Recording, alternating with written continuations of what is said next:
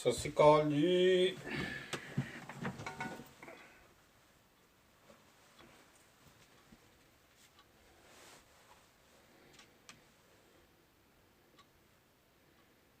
ਆ ਜਾਓ ਜੀ ਸਾਰੇ ਫਟਾਫਟ ਕਰੀਏ ਸ਼ੁਰੂ ਜੀ। ਅੱਜ ਆਪਾਂ ਸਤਿ ਸ਼੍ਰੀ ਅਕਾਲ ਸਭ ਨੂੰ ਜੀ, ਪਿਆਰ ਭਰੀ ਸਤਿ ਸ਼੍ਰੀ ਅਕਾਲ। ਕਿਵੇਂ ਹੋ ਸਾਰੇ ਜੀ? ਬਾਬਾ ਡੋਲੂ ਵਾਲਾ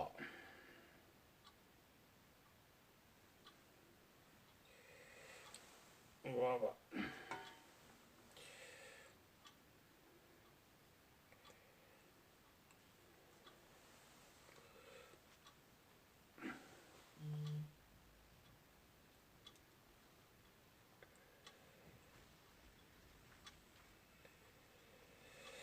ਸਤਿ ਸ਼੍ਰੀ ਅਕਾਲ ਜੀ।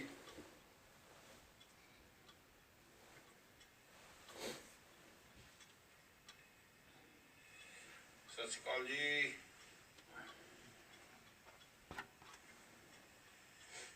ਲੁੱਪੀ ਜੀ ਸਤਿ ਸ਼੍ਰੀ ਅਕਾਲ।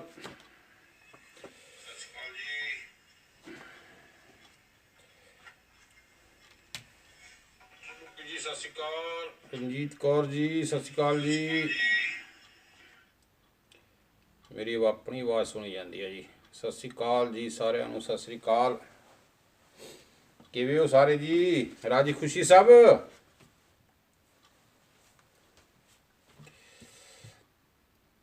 ਵਾਹਿਗੁਰੂ। ਕਿਵੇਂ ਸਭ ਪਰਿਵਾਰ ਰਾਜੀ ਖੁਸ਼ੀ ਜੀ ਸਾਰੇ? ਚਾਹ ਪਾਣੀ ਪੀ ਲਿਆ ਜੀ ਸਾਰਿਆਂ ਨੇ 5 ਵਜੇ ਵਾਲਾ? ਅੱਜ ਸਾਰਿਆਂ ਨੂੰ ਜੀ ਬਹੁਤ ਬਹੁਤ ਪੰਜਾਬੀ ਦਿਵਸ, ਕੌਮਾਂਤਰੀ ਪੰਜਾਬੀ ਦਿਵਸ ਦੀਆਂ ਸਾਰਿਆਂ ਨੂੰ ਬਹੁਤ ਬਹੁਤ ਮੁਬਾਰਕਾਂ ਜੀ।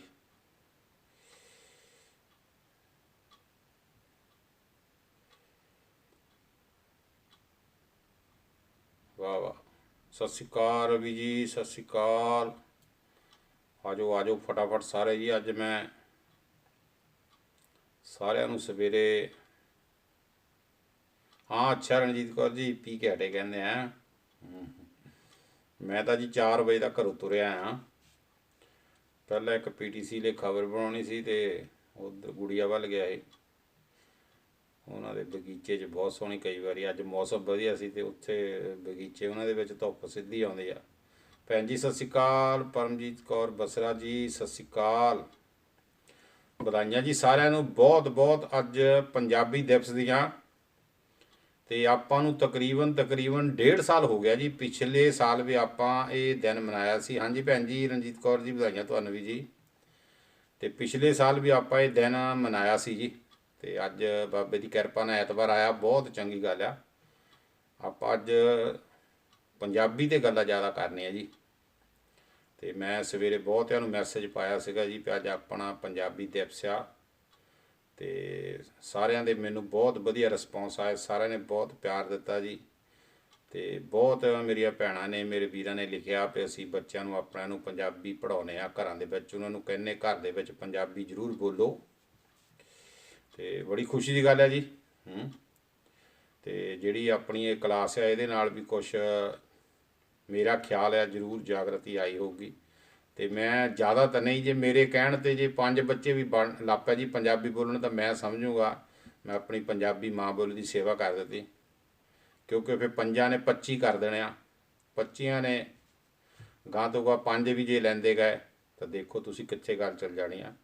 ਇੱਕ ਦਿਨ ਪੂਰੇ ਯੂਰਪ ਦੇ ਜਿਹੜੇ ਬੱਚੇ ਆ ਉਹ ਪੰਜਾਬੀ ਬੋਲਣਗੇ। ਇੱਕ ਮਾੜਾ ਜਿਹਾ ਦੱਸਿਓ ਜੀ ਆਪਣੇ ਆਵਾਜ਼ ਸਹੀ ਆਉਂਦੀ ਮੇਰੀ? ਕਿਉਂਕਿ ਮੇਰਾ ਜਿਹੜਾ ਮਾਈਕ ਆ ਉਹਦਾ ਤਾਂ ਮੈਨੂੰ ਹਮੇਸ਼ਾ ਡਾਊਟ ਰਹਿੰਦਾ। ਆਵਾਜ਼ ਸਹੀ ਆ ਰਹੀ ਹੈ ਜੀ? ਦੇਖਿਓ ਮਾੜਾ ਜਿਹਾ। ਜੇ ਆਵਾਜ਼ ਸਹੀ ਹੋਊਗੀ ਤਾਂ ਫਿਰ ਆਪਾਂ ਹੋਰ ਵਧੀਆ ਤਰੀਕੇ ਨਾਲ।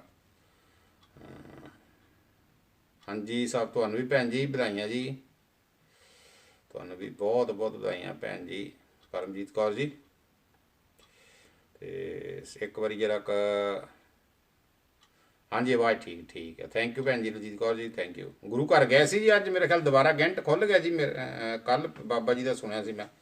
ਨਿੱਕੀ ਗੁਰਪ੍ਰੀਤ ਕੌਰ ਨਿੱਕੀ, ਗੁਰਪ੍ਰੀਤ ਅੱਜ ਪੰਜਾਬੀ ਡੇ ਆ ਆਪਣਾ, ਪੰਜਾਬੀ ਦਿਵਸ ਆ, ਡੇ ਨਹੀਂ ਕਹਿਣਾ ਚਾਹੀਦਾ, ਪੰਜਾਬੀ ਦਿਵਸ ਆ।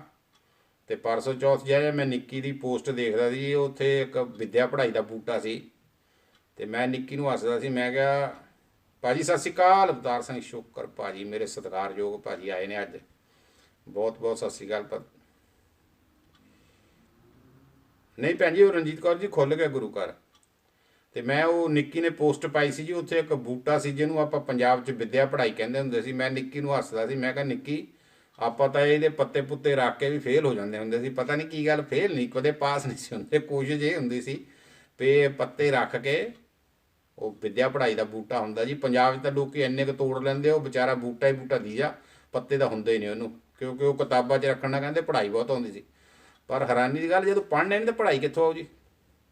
ਇਸ ਕਰਕੇ ਅੱਜ ਜਿਹੜਾ ਪੰਜਾਬੀ ਦਾ ਆਪਣਾ ਵਿਸ਼ਾ ਆ, ਉਹ ਵੀ ਇਸੇ ਸੰਬੰਧ ਦੇ ਵਿੱਚ ਹੈ ਵੀ ਜੇ ਪੰਜਾਬੀ ਪੜ੍ਹਾਂਗੇ ਤਾਂ ਪੰਜਾਬੀ ਆਉਣੀ ਆ ਜੀ, ਜੇ ਨਾ ਪੜ੍ਹਾਂਗੇ ਤਾਂ ਫੇਰ ਕਿੱਥੇ ਆਊਗੀ। ਕਿਤਾਬਾਂ ਦੇ ਵਿੱਚ ਉਹ ਬੂਟੇ ਰੱਖ ਕੇ, ਉਹ ਪੱਤੇ ਰੱਖ ਕੇ ਨਹੀਂ ਪੰਜਾਬੀ ਆਉਣੀ। ਤੇ ਮੈਂ ਨਿੱਕੀ ਦੀ ਗੱਲ ਤੋਂ ਬੜਾ ਖੁਸ਼ ਹੋਇਆ ਸੀ ਉਦਣ ਦੇਖ ਕੇ। ਮੈਂ ਕਿਹਾ ਦੇਖੋ ਨਿੱਕੀ ਨੇ ਬੂਟਾ ਲੱਭ ਲਿਆ ਇੱਥੇ। ਤੇ ਨਿੱਕੀ ਉਹ ਬਹੁਤ ਜਗ੍ਹਾ ਦੇਖੇ ਆ ਮੈਂ, ਹੈਗੇ ਹੋਰ ਵੀ ਬਹੁਤ ਜਗ੍ਹਾ।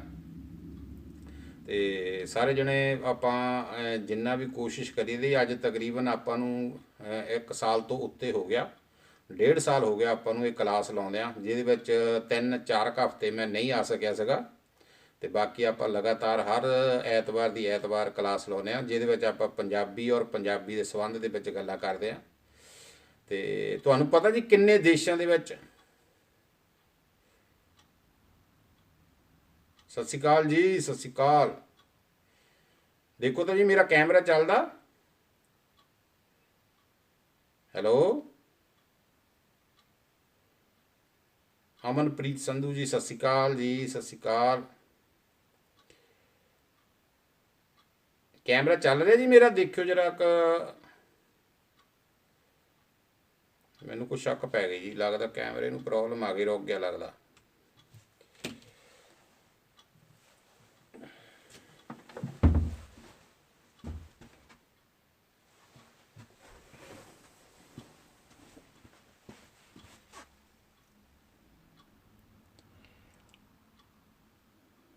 ਹੈਲੋ, ਕੈਮਰਾ ਚੱਲ ਰਿਹਾ ਜੀ?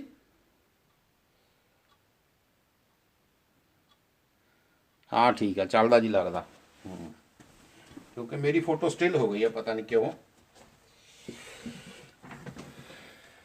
ਚਲੋ, ਤੇ ਵਾਕਿਆ ਪੁਰਾਣੀਆਂ ਯਾਦਾਂ ਜੀ। ਤੇ ਆਪਾਂ ਨਿੱਕੀ ਜੀ ਆਪਾਂ ਅੱਜ ਕੋਈ ਸ਼ੁਰੂ ਕਰੀਏ ਗੱਲਬਾਤ ਜਿਹੜੀ ਸਾਡੀ ਪੰਜਾਬੀ ਨਾਲ ਸੰਬੰਧਿਤ ਹੋਵੇ। ਤੁਹਾਨੂੰ ਪਤਾ ਜੀ ਸਾਰਿਆਂ ਨੂੰ ਕਿ ਪੰਜਾਬੀ ਪਹਿਲਾ ਔਰ ਦੂਜਾ ਦਰਜਾ ਕਿਹਨਾਂ ਕਿਹਨਾਂ ਦੇਸ਼ਾਂ ਦੇ ਵਿੱਚ ਰੱਖਦੀ ਆ।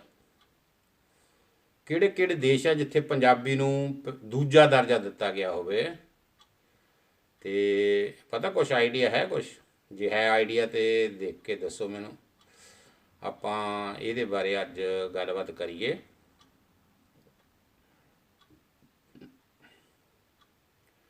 ਪੰਜਾਬੀ ਕਿਹੜੇ ਕਿਹੜੇ ਦੇਸ਼ ਦੇ ਵਿੱਚ, ਹਾਂਜੀ ਭੈਣ ਜੀ, ਥੈਂਕ ਯੂ ਭੈਣ ਜੀ, ਥੈਂਕ ਯੂ। ਕਿਹੜੇ ਕਿਹੜੇ ਦੇਸ਼ ਦੇ ਵਿੱਚ ਪੰਜਾਬੀ ਜਿਹੜੀ ਆ ਉਹਨੂੰ, ਹਾਂਜੀ ਇੰਗਲੈਂਡ ਦੇ ਵਿੱਚ, ਬਿਲਕੁਲ ਸਹੀ ਗੱਲ ਆ। ਕਨੇਡਾ 'ਚ ਬਿਲਕੁਲ ਸਹੀ ਗੱਲ ਆ। ਹਾਂਜੀ ਰਵੀ ਜੀ, ਹੋਰ ਇੱਕ ਦੇਸ਼ ਕਿਹੜਾ ਆ ਦੇਖੋ, ਜਿੱਥੇ ਪੰਜਾਬੀ ਨੂੰ ਦੂਜਾ ਦਰਜਾ ਦਿੱਤਾ ਹੋਵੇ। ਪਰ ਸਾਡੀ ਕਿਸਮਤ ਬੜੀ ਘਟੀਆ ਹੈ ਜੀ ਕਿ ਸਾਡੇ ਆਪਣੇ ਦੇਸ਼ ਦੇ ਵਿੱਚ, ਜਿਵੇਂ ਕਿ ਰਾਜਸਥਾਨ ਦੀ ਸਟੇਟ ਆ ਇੱਕ, ਪ੍ਰਦੇਸ਼ ਕਹੀਏ ਆਪਾਂ, ਸਟੇਟ ਕਿਉਂ ਕਹਿਣਾ, ਅੰਗਰੇਜ਼ੀ ਨਹੀਂ ਬੋਲਣੀ ਅੱਜ ਆਪਾਂ। ਤੇ ਉੱਥੇ ਇੱਕ ਜੰਮੂ ਕਸ਼ਮੀਰ ਦੇ ਵਿੱਚ, ਹਾਂਜੀ USA ਬਿਲਕੁਲ। ਤੇ ਉਹ ਜਿਹੜੇ ਆ 2-3 ਸਟੇਟਾਂ ਆ ਉਹਨਾਂ ਦੇ ਵਿੱਚ, ਹਾਂਜੀ ਹਾਂਜੀ ਬਿਲਕੁਲ। ਤੇ ਉਹਨਾਂ ਦੇ ਵਿੱਚ ਜਿਹੜੀ ਹੈ ਪੰਜਾਬੀ ਹੈ ਜਿਹੜੀ, ਸੌਰੀ, ਇਹਨੂੰ ਉੱਥੇ ਲਾਗੂ ਪਹਿਲਾਂ ਕੀਤਾ ਗਿਆ ਸੀ। ਤੇ ਉਹ ਸਰਕਾਰ ਨੇ ਆਪਣੀ ਕਾਰਵਾਈ ਕਰਕੇ ਜਿਹੜਾ ਇਸ ਰਾਜਸਥਾਨ ਤੇ ਜੰਮੂ ਕਸ਼ਮੀਰ ਸਟੇਟ ਦੇ ਵਿੱਚੋਂ ਇਹਨੂੰ ਪੰਜਾਬੀ ਨੂੰ ਜਿਹੜਾ ਕੱਢ ਦਿੱਤਾ। ਤੇ ਉੱਥੇ ਹੁਣ ਜਿਹੜੀ ਹੈਗੀ ਆ ਉੱਥੇ ਦੀ ਲੋਕਲ ਭਾਸ਼ਾ ਜਾਂ ਹਿੰਦੀ ਮੇਨ ਹੋ ਗਈ। ਪਹਿਲਾਂ ਰਾਜਸਥਾਨ ਦੇ ਵਿੱਚ ਵੀ ਪੰਜਾਬੀ ਭਾਸ਼ਾ ਨੂੰ ਦੂਜਾ ਦਰਜਾ ਦਿੱਤਾ ਜਾਂਦਾ ਸੀ। ਤੇ ਜੰਮੂ ਕਸ਼ਮੀਰ 'ਚ ਵੀ। ਪਰ ਕੁਛ ਸਿਆਸੀ ਲੋਕਾਂ ਦੀ ਭੇਟ ਚੜ੍ਹ ਗਏ ਪੰਜਾਬੀ ਉੱਥੇ, ਤੇ ਹੁਣ ਉੱਥੇ ਜੰਮੂ ਕਸ਼ਮੀਰ ਦੇ ਵਿੱਚ ਤੇ ਰਾਜਸਥਾਨ ਦੇ ਵਿੱਚ ਇਹ ਭਾਸ਼ਾ ਜਿਹੜੀ ਆ ਇਹ ਨਹੀਂ ਪੜ੍ਹਾਈ ਜਾਂਦੀ। ਤੇ ਬਾਕੀ ਵਿਦੇਸ਼ਾਂ ਦੇ ਵਿੱਚ ਕੋਈ ਦਿਨ ਐਸਾ ਵੀ ਆਵੇ, ਸਾਰੇ ਜਣੇ ਅਰਦਾਸ ਕਰੋ ਕਿ ਆਪਾਂ ਬੈਲਜੀਅਮ ਦੇ ਵਿੱਚ ਵੀ ਪੰਜਾਬੀ ਨੂੰ ਇੱਕ ਦਰਜਾ ਦਵਾਈਏ, ਤੇ ਬਹੁਤ ਵਧੀਆ ਹੋਊਗਾ ਇਹ ਵੀ ਗੱਲ। ਕਿਉਂਕਿ ਯੂਰਪ ਦੇ ਵਿੱਚ ਜੇ ਇੰਗਲੈਂਡ ਦੇ ਵਿੱਚ ਹੈਗੀ ਆ, ਤੇ ਹੁਣ ਫਰਾਂਸ ਦੇ ਵਿੱਚ ਵੀ ਜਿਹੜੇ ਬੱਚੇ ਆ ਉਹ ਪੋਲੀਟੀਕਲ ਲਾਈਨ ਦੇ ਵਿੱਚ ਆ ਗਏ ਆ। ਉੱਥੇ ਇੱਕ ਬੱਚਾ ਆਪਣੇ ਲੜਕਾ ਜਿਹੜਾ ਕਾਉਂਸਲਰ ਬਣਿਆ, ਤੇ ਇਸੇ ਤਰ੍ਹਾਂ ਹੋਲੈਂਡ ਦੇ ਵਿੱਚ ਵੀ ਹੋ ਰਿਹਾ। ਤੇ ਉਮੀਦ ਆ ਵੀ ਕੁਝ ਸਮੇਂ ਬਾਅਦ ਜੇ ਇਹਨਾਂ ਕੰਟਰੀਆਂ ਨੇ ਅਸੈਪਟ ਕਰ ਲਿਆ ਤੇ ਬੈਲਜੀਅਮ ਵੀ ਕੋਈ ਦੂਰ ਨਹੀਂ। ਸ਼ਾਇਦ ਅਸੀਂ ਨਾ ਦੇਖੀਏ, ਪਰ ਆਉਣ ਵਾਲੇ ਜਿਹੜੇ ਕੱਲ੍ਹ ਦੇ ਬੱਚੇ ਆ ਉਹ ਪੰਜਾਬੀ ਨੂੰ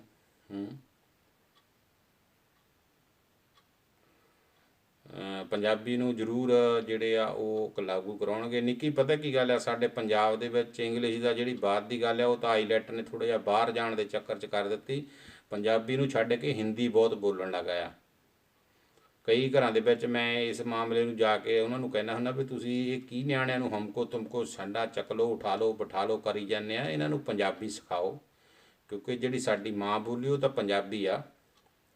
ਤੇ ਕੱਲ੍ਹ ਨੂੰ ਮਰਦਮਸ਼ੁਮਾਰੀ ਹੋ ਜਾਵੇ ਤੇ ਮੈਂ ਆ ਵੀ ਸਾਡੇ ਜਿਹੜੇ ਆਪਣੇ ਪਰਿਵਾਰ ਵੀ ਆ ਨਾ, ਉਹ ਵੀ ਉਹ ਕੱਲ੍ਹ ਨੂੰ ਹੋ ਸਕਦਾ ਆਪਣੀ ਭਾਸ਼ਾ ਹਿੰਦੀ ਲਿਖਾ ਦੇਣਾ। ਇਹੋ ਜਿਹੇ ਹਾਲਾਤ ਸਾਡੇ ਉੱਤੇ ਬਣੇ ਆ।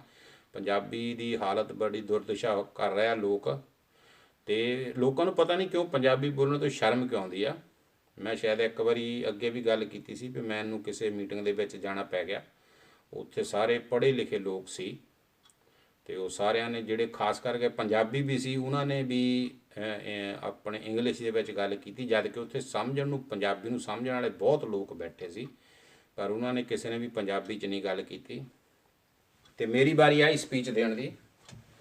ਤੇ ਸਭ ਤੋਂ ਪਹਿਲਾਂ ਮੈਂ ਇਹ ਗੱਲ ਕਹੀ ਸੀ ਵੀ ਮੈਂ ਕੋਈ ਹੋਰ ਭਾਸ਼ਾ ਨਹੀਂ ਪੜ੍ਹੂੰਗਾ ਬੋਲੂੰਗਾ। ਮੈਂ ਆਪਣੀ ਜਿਹੜੀ ਮੇਰੀ ਆਪਣੀ ਭਾਸ਼ਾ ਆ ਪੰਜਾਬੀ, ਮੈਂ ਉਸ ਭਾਸ਼ਾ ਦੇ ਵਿੱਚ ਇੱਥੇ ਭਾਸ਼ਣ ਦਊਂਗਾ।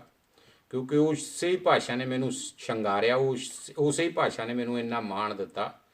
ਤੇ ਸਾਰੇ ਅੱਜ ਜੇ ਲੋਕ ਮੈਨੂੰ ਜਾਣਦੇ ਤਾਂ ਮੇਰੀ ਪੰਜਾਬੀ ਦੀ ਬਦੌਲਤ ਮੈਨੂੰ ਜਾਣਦੇ ਆ, ਇੰਗਲਿਸ਼ ਦੀ ਬਦੌਲਤ ਨਹੀਂ ਜਾਣਦੇ। ਕਿਉਂਕਿ ਮੇਰੀ ਮਾਂ ਪੰਜਾਬੀ ਸੀ, ਮੇਰਾ ਬਾਪ ਪੰਜਾਬੀ ਸੀ, ਜਿਸ ਧਰਤੀ 'ਤੇ ਜੰਮਿਆ ਮੇਰੀ ਉਹ ਧਰਤੀ ਪੰਜਾਬੀ ਸੀ। ਤੇ ਜੇ ਮੈਂ ਅੱਜ ਕਿਸੇ ਪੋਜੀਸ਼ਨ 'ਤੇ ਖੜ੍ਹਾ ਤਾਂ ਉਹ ਮੇਰੇ ਮਾਂ ਬਾਪ ਮੇਰੀ ਧਰਤੀ ਦਾ ਹੀ ਮਾਣ ਆ ਕਿ ਮੈਂ ਇਸ ਦੁਨੀਆ 'ਤੇ ਖੜ੍ਹਾ। ਤੇ ਜੇ ਪਰਮਾਤਮਾ ਨੇ ਮੈਨੂੰ ਕਿਤੇ ਹੋਰ ਭਾਸ਼ਾ ਦੇਣੀ ਹੁੰਦੀ ਤਾਂ ਮੈਂ ਕਿਸੇ ਹੋਰ ਦੇਸ਼ 'ਚ ਵੀ ਜੰਮ ਸਕਦਾ ਸੀ, ਫਿਰ ਮੈਂ ਆਪਣੇ ਦੇਸ਼ 'ਚ ਨਹੀਂ ਸੀ ਹੁੰਦਾ। ਇਸ ਕਰਕੇ ਮੇਰੀ ਲਈ ਸਭ ਤੋਂ ਬੜੀ ਗੱਲ ਆ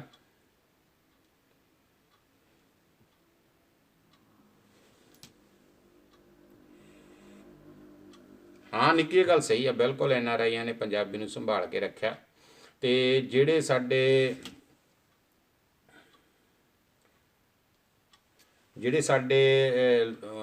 ਮੈਂ ਉਸ ਜਗ੍ਹਾ 'ਤੇ ਇਹ ਗੱਲ ਸਪੈਸ਼ਲ ਕੀਤੀ ਸੀ ਵੀ ਮੈਂ ਨਹੀਂ ਕਿਸੇ ਵੀ ਹੋਰ ਭਾਸ਼ਾ ਦੇ ਵਿੱਚ ਭਾਸ਼ਣ ਦੇ ਸਕਦਾ, ਮੈਂ ਸਿਰਫ ਭਾਸ਼ਣ ਦਊਂਗਾ ਤਾਂ ਪੰਜਾਬੀ 'ਚ ਦਊਂਗਾ। ਔਰ ਉੱਥੇ ਸਾਰੇ ਲੋਕਾਂ ਨੇ ਇਸ ਗੱਲ ਦੀ ਸ਼ਲਾਘਾ ਕੀਤੀ ਸੀ ਵੀ ਠੀਕ ਆ, ਤੁਹਾਡੀ ਜਿਹੜੀ ਭਾਸ਼ਾ ਤੁਸੀਂ ਉਹ 'ਚ ਦਿਓ। ਪਰ ਮੈਨੂੰ ਇਸ ਗੱਲ 'ਤੇ ਉੱਥੇ ਸ਼ਰਮ ਆਈ ਸੀ ਕਿ ਮੈਂ ਇਕੱਲਾ ਹੀ ਸਿਰਫ ਉੱਥੇ ਪੰਜਾਬੀ ਬੋਲਣ ਵਾਲਾ ਸੀ, ਬਾਕੀ ਵੀ ਸਾਰੇ ਉੱਥੇ ਜਿੰਨੇ ਬੰਦੇ ਸੀ 10 ਦੇ ਵਿੱਚੋਂ 8 ਬੰਦੇ ਜੇ ਦੇਖੀਏ ਤਾਂ ਉਹ ਸਾਰੇ ਪੰਜਾਬੀ ਸੀ, ਪਰ ਉਹ ਭਾਸ਼ਣ ਆਪਣਾ ਇੰਗਲਿਸ਼ ਦੇ ਰਿਹਾ ਸੀ। ਮੈਨੂੰ ਇਸ ਗੱਲ ਦੀ ਸਮਝ ਨਹੀਂ ਸੀ ਲੱਗ ਰਹੀ ਵੀ ਉਹ ਭਾਸ਼ਣ ਇੰਗਲਿਸ਼ ਦੇ ਵਿੱਚ ਦੇ ਕੇ ਕਿਹਨੂੰ ਸੁਣਾਉਣਾ ਚਾਹੁੰਦੇ ਸੀ, ਜਦ ਕਿ ਉੱਥੇ ਸਾਰੇ ਪੰਜਾਬੀ ਸੀ। ਤੇ ਇਸ ਕਰਕੇ ਬਹੁਤ ਮਤਲਬ ਮਨ ਨੂੰ ਦੁੱਖ ਲੱਗਾ। ਤੇ ਬਾਅਦ ਵਿੱਚ ਭਾਵੇਂ ਉਹਨਾਂ ਨੇ ਇਸ ਗੱਲ ਦੀ ਸ਼ਰਮਿੰਦਗੀ ਜ਼ਾਹਰ ਕੀਤੀ, ਪਰ ਮੈਨੂੰ ਉਹ ਇਸ ਗੱਲ ਨੂੰ ਲੈ ਕੇ ਥੋੜ੍ਹਾ ਜਿਹਾ ਮਨ ਨੂੰ ਮੇਰੇ ਦੁੱਖ ਲੱਗਾ। ਔਰ ਇਸ ਗੱਲ ਲਈ ਮੈਂ ਸਪੈਸ਼ਲ ਤੌਰ 'ਤੇ ਇਹ ਗੱਲ ਕਹੀ ਸੀ ਵੀ ਇੰਗਲਿਸ਼ ਮੈਨੂੰ ਵੀ ਬੋਲਣੀ ਆਉਂਦੀ ਆ, ਨੀਦਰਲੈਂਡ ਮੈਨੂੰ ਵੀ ਬੋਲਣੀ ਆਉਂਦੀ ਆ, ਇੱਕ ਅੱਧੀ ਹੋਰ ਵੀ ਬੋਲੀ ਮੈਂ ਹਿੰਦੀ ਵੀ ਬੋਲ ਸਕਦਾ ਹਾਂ। ਪਰ ਕਿਉਂ ਬੋਲਾਂ ਜਦੋਂ ਮੇਰੀ ਆਪਣੀ ਭਾਸ਼ਾ ਹੈਗੀ ਆ, ਸਾਡੀ ਆਪਣੀ ਪੰਜਾਬੀ ਭਾਸ਼ਾ ਆ। ਮੈਂ ਇਸ ਗੱਲ ਦੇ ਹੱਕ 'ਚ ਨਹੀਂ ਹੈਗਾ ਵੀ ਆਪਾਂ ਕੋਈ ਭਾਸ਼ਾ ਹੋਰ ਨਾ ਸਿੱਖੀਏ, ਆਪਾਂ ਨੂੰ ਹਰ ਭਾਸ਼ਾ ਸਿੱਖਣੀ ਚਾਹੀਦੀ ਆ। ਪਰ ਨਾਲ ਨਾਲ ਜਿਹੜੀ ਸਾਡੀ ਮਦਰ ਲੈਂਗੁਏਜ ਆ, ਜਿਹੜੀ ਸਾਡੀ ਆਪਣੀ ਭਾਸ਼ਾ ਆ, ਜਿਸ ਮਾਂ ਦੀ ਧਰਤੀ 'ਚੋਂ ਜਿਹੜੀ 'ਚੋਂ ਅਸੀਂ ਪੈਦਾ ਹੋਏ ਹਾਂ, ਉਹਦੇ ਲਈ ਸਾਨੂੰ ਪੰਜਾਬੀ ਬੋਲਣੀ ਜਿਹੜੀ ਉਹ ਬਹੁਤ ਜ਼ਰੂਰੀ ਆ। ਪੰਜਾਬੀ ਨਹੀਂ ਅਸੀਂ ਛੱਡ ਸਕਦੇ, ਕਿਉਂਕਿ ਇਹ ਇਕੱਲੀ ਮਾਂ ਦੀ ਨਹੀਂ, ਸਾਡੇ ਗੁਰੂਆਂ ਪੀਰਾਂ ਫਕੀਰਾਂ ਵੱਲੋਂ ਸਾਨੂੰ ਦਿੱਤੀ ਗਈ ਇਹ ਭਾਸ਼ਾ ਆ। ਇਸ ਕਰਕੇ ਜੇ ਅਸੀਂ ਇਹਦਾ ਸਤਿਕਾਰ ਨਹੀਂ ਕਰਦੇ ਤੇ ਫਿਰ ਅਸੀਂ ਪੀਰਾਂ ਫਕੀਰਾਂ ਸਾਡੇ ਉਹਨਾਂ ਮਹਾਨਾਂ ਜਿਹੜੇ ਮਹਾਨ ਸੰਤ ਹੋਏ ਆ ਉਹਨਾਂ ਦਾ ਅਸੀਂ ਕੀ ਸਤਿਕਾਰ ਕਰਾਂਗੇ। ਜਿਹੜੀ ਚੀਜ਼ ਅਸੀਂ ਉਹਨਾਂ ਤੋਂ ਲਈ ਆ ਅਸੀਂ ਉਹਨੂੰ ਅਸੈਪਟ ਨਹੀਂ ਕਰ ਰਹੇ, ਉਹਨੂੰ ਅਸੀਂ ਅਪਣਾ ਨਹੀਂ ਰਹੇ, ਤੇ ਫਿਰ ਅਸੀਂ ਕਹੀਏ ਜੀ ਅਸੀਂ ਤਾਂ ਬਹੁਤ ਬੜੇ ਗਿਆਨੀ ਆ, ਤੇ ਫਿਰ ਕਾਹਦੇ ਗਿਆਨੀ ਅਸੀਂ ਰਹਿ ਗਏ ਜੇ ਅਸੀਂ ਉਹਨਾਂ ਦੀ ਗੱਲ ਮੰਨਣ ਨੂੰ ਤਿਆਰ ਨਹੀਂ। ਇਸ ਕਰਕੇ ਜਿਹੜਾ ਪਹਿਲਾਂ ਉਹਨਾਂ ਨੇ ਸਾਨੂੰ ਦਾਨ ਦਿੱਤਾ, ਅਸੀਂ ਪਹਿਲਾਂ ਉਸ ਦਾਨ ਦੀ ਕਦਰ ਕਰਨੀ ਸਿੱਖੀਏ, ਤੇ ਫਿਰ ਅਸੀਂ ਉਹਨਾਂ ਦੇ ਕੋਲੋਂ ਹੋਰ ਕੁਝ ਮੰਗ ਸਕਦੇ ਹਾਂ। ਤੇ ਜੇ ਅਸੀਂ ਉਸ ਦਾਨ ਨੂੰ ਸਾਈਡ 'ਤੇ ਰੱਖ ਕੇ ਆਪਣੇ ਹਿਸਾਬ ਦੀਆਂ ਗੱਲਾਂ ਚਲਾਉਣ ਲੱਗ ਪਈਏ, ਤੇ ਫਿਰ ਇਹ ਨਹੀਂ ਹੋ ਸਕਦਾ। ਇਸ ਕਰਕੇ ਸਾਨੂੰ ਸਾਰਿਆਂ ਨੂੰ ਜਿਹੜੀ ਸਾਡੀ ਭਾਸ਼ਾ ਉਹਦੇ ਵਿੱਚ ਰਹਿ ਕੇ ਚੱਲਣਾ ਚਾਹੀਦਾ। ਸਾਡੀ ਲਈ ਸਭ ਤੋਂ ਬੜੀ ਗੱਲ ਜਿਹੜੀ ਆ,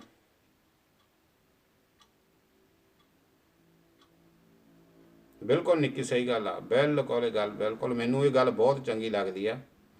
ਤੇ ਜਿਹੜੇ ਅਸੀਂ ਆਪਣੇ ਪਹਿਰਾਵੇ ਦੇ ਨਾਲ, ਆਪਣੀ ਭਾਸ਼ਾ ਦੇ ਨਾਲ ਜੁੜੇ ਹੋ, ਬਹੁਤ ਚੰਗੀ ਗੱਲ ਆ, ਠੀਕ ਹੈ ਨਾ। ਤੇ ਮੈਂ ਇਸ ਗੱਲ ਦੇ ਕਦੀ ਨਹੀਂ ਖਿਲਾਫ ਗਿਆ ਵੀ ਤੁਸੀਂ ਇੰਨੀਆਂ ਭਾਸ਼ਾ ਨਾ ਸਿੱਖੋ। ਮੇਰੇ ਹਿਸਾਬ ਨਾਲ ਭਾਵੇਂ ਤੁਸੀਂ 50 ਭਾਸ਼ਾ ਸਿੱਖੋ, ਕੋਈ ਪ੍ਰੋਬਲਮ ਨਹੀਂ ਹੈਗੀ, ਕਿਉਂਕਿ ਜਿੰਨੀਆਂ ਤੁਸੀਂ ਜ਼ਿਆਦਾ ਭਾਸ਼ਾ ਸਿੱਖਦੇ ਆ ਉਨੀ ਤੁਹਾਡੀ ਵੈਲਿਊ ਜਿਹੜੀ ਆ ਉਹ ਜ਼ਿਆਦਾ। ਤੁਸੀਂ ਆਪਣੇ ਬਾਰੇ, ਆਪਣੀ ਕੌਮ ਬਾਰੇ, ਆਪਣੇ ਵਿਰਸੇ ਬਾਰੇ, ਆਪਣੀ ਭਾਸ਼ਾ ਬਾਰੇ ਜੇ ਜ਼ਿਆਦਾ ਭਾਸ਼ਾ ਸਿੱਖੋਗੇ, ਤੁਸੀਂ ਕਿਸੇ ਨੂੰ ਦੱਸ ਸਕਦੇ ਆ ਵੀ ਸਾਡੀ ਭਾਸ਼ਾ ਆ, ਸਾਡਾ ਵਿਰਸਾ ਆ। ਇਸ ਕਰਕੇ ਜ਼ਿਆਦੀਆਂ ਭਾਸ਼ਾ ਸਿੱਖਣਾ ਕੋਈ ਨੁਕਸਾਨ ਨਹੀਂ। ਹਾਂਜੀ,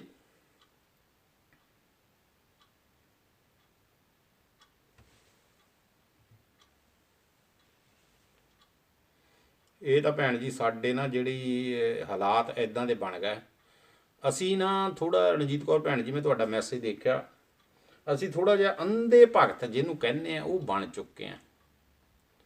ਸਿਰਫ ਅਸੀਂ ਇੰਨਾ ਕਿ ਨਾ ਚੀਜ਼ਾਂ ਦੇ ਮਗਰ ਚਲੇ ਗਏ ਹਾਂ, ਇੰਨਾ ਕੁ ਚਲੇ ਗਏ ਹਾਂ। ਮੈਂ ਅਜੇ ਕੋਈ ਕਵਿਤਾ ਲਿਖੀ, ਉਹਦੇ ਵਿੱਚ ਮੈਂ ਇਹ ਗੱਲਾਂ ਲਿਖੀਆਂ, ਜਦ ਕਿ ਉਹ ਮੇਰੀ ਮਾਂ ਨੇ ਨਹੀਂ ਕੀਤੀਆਂ ਉਹ, ਪਰ ਮੈਂ ਉਹ ਕਵਿਤਾ ਲਿਖਣ ਦਾ ਮਕਸਦ ਮੇਰਾ ਇਹੀ ਆ ਵੀ ਉਹ ਹਰ ਮਾਂ ਲਈ ਲਾਗੂ ਕਰਨੀ ਸੀ। ਉਹਦੇ ਵਿੱਚ ਮੈਂ ਤਾਂ ਲਿਖਿਆ ਵੀ ਅੱਕ ਨੂੰ ਤੇਲ, ਬੋੜ ਨੂੰ ਤੇ ਪਿੱਪਲ ਨੂੰ ਧਾਗੇ, ਹੈ ਨਾ। ਉਹ ਮੇਰੀ ਮਾਂ ਦਾ ਨਹੀਂ ਸਿਰਫ ਮਸਲਾ, ਉਹ ਬਹੁਤ ਮਾਵਾਂ ਜਿਹੜੀਆਂ ਦੂਸਰੇ ਧਰਮਾਂ ਦੀਆਂ, ਉਹ ਸਾਰਿਆਂ ਲਈ ਆ।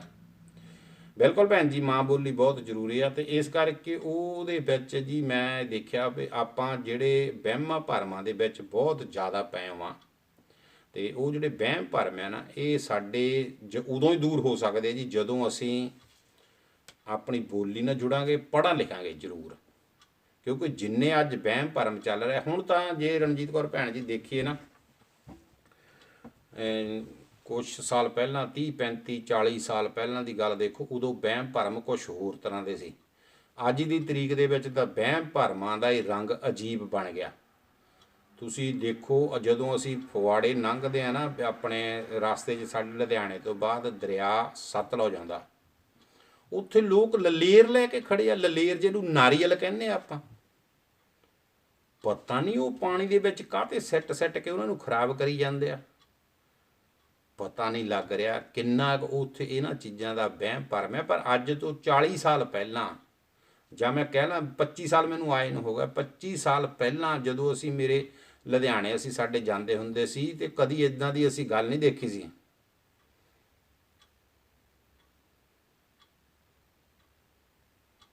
ਸਹੀ ਗੱਲ ਹੈ ਨਿੱਕੀ, ਬਿਲਕੁਲ ਸਹੀ ਗੱਲ।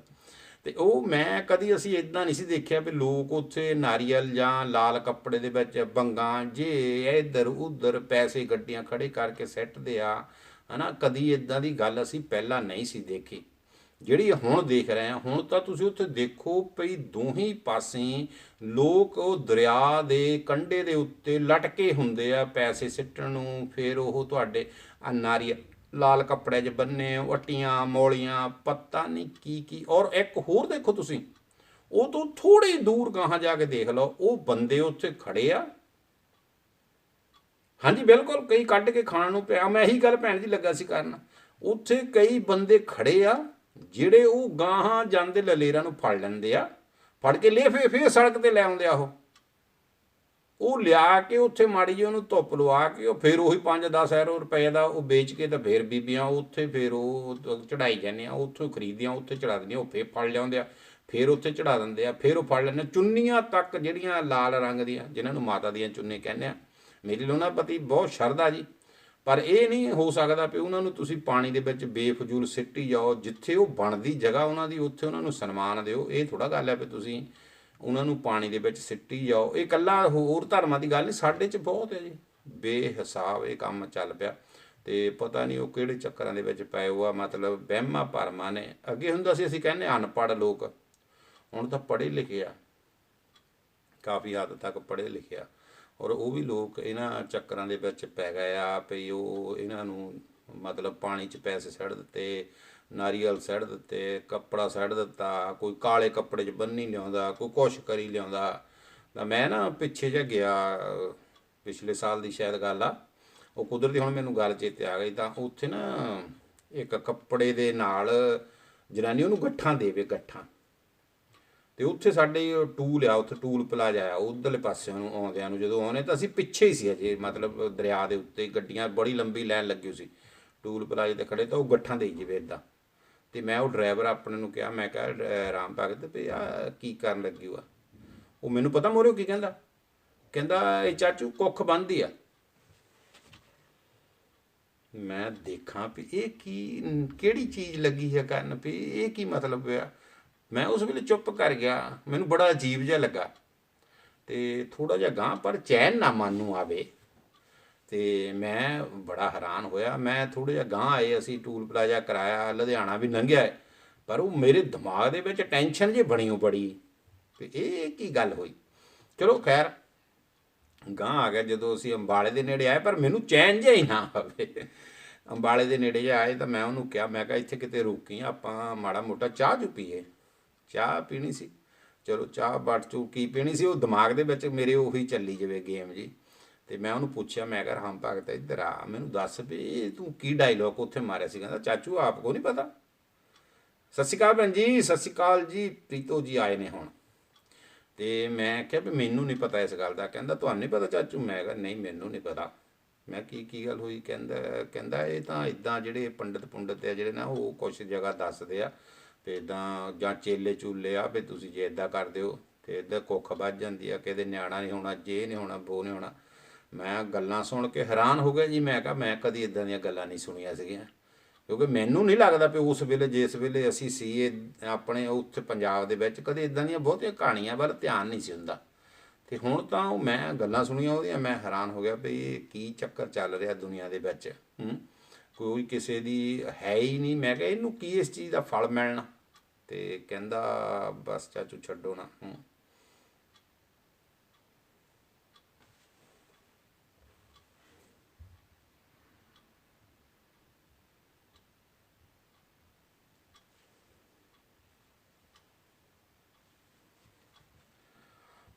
ਦੇਖੋ ਰਣਜੀਤ ਕੌਰ ਜੀ, ਇਹ ਹਰ ਜਗ੍ਹਾ ਨਹੀਂ ਵੈਸੇ ਹੈਗਾ, ਬਹੁਤ ਜਗ੍ਹਾ ਹੋ ਸਕਦਾ ਆ ਵੀ ਜੇ ਔਰਤ ਫੈਸਲਾ ਕਰਦੀ ਆ ਤੇ ਮਰਦ ਜਿਹੜਾ ਆ ਇਹ ਥੋੜ੍ਹਾ ਜਿਹਾ ਉਸ ਚੀਜ਼ ਨੂੰ ਆਪਣੀ ਸ਼ਰਮ ਮਹਿਸੂਸ ਕਰਦਾ, ਜਾਂ ਉਹ ਆਪਣੇ ਆਪ ਨੂੰ ਹੀਣਤਾ ਕਰਦਾ।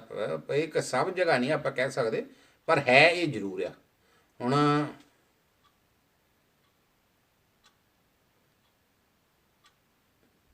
ਹੈ ਇਹ ਜ਼ਰੂਰ ਆ। ਜ਼ਿਆਦਾਤਰ ਸਾਡੇ ਇਹ ਆਪਣੇ ਕਲਚਰ 'ਚ ਥੋੜ੍ਹਾ ਜਿਹਾ ਘੱਟ ਆ, ਜਿਹੜਾ ਪਾਕਿਸਤਾਨੀ ਕਲਚਰ ਆ ਉਹਦੇ ਵਿੱਚ ਇਹ ਬਹੁਤ ਜ਼ਿਆਦਾ ਆ। ਉਹਨਾਂ ਦਾ ਇੱਕ ਡਾਇਲੋਗ ਸ਼ਾਇਦ ਕਿਤੇ ਸੁਣਿਆ ਹੋਵੇ ਤੁਸੀਂ, ਉਹ ਬੁੱਢੀ ਦੇ ਥੱਲੇ ਲੱਗ ਗਿਆ।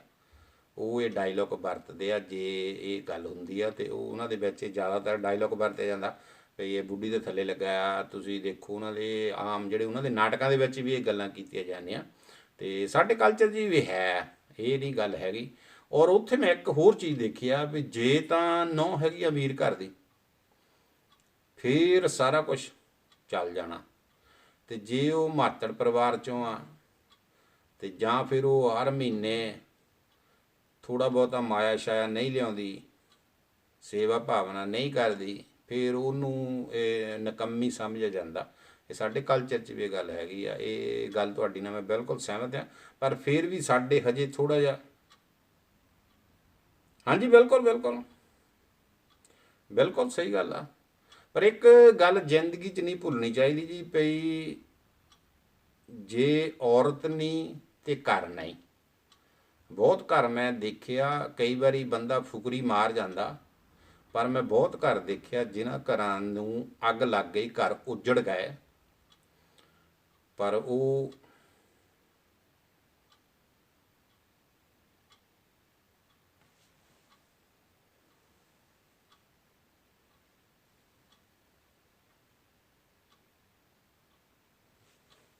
ਕੀ ਕਹਿੰਦੇ ਭੈਣ ਜੀ ਤੁਸੀਂ।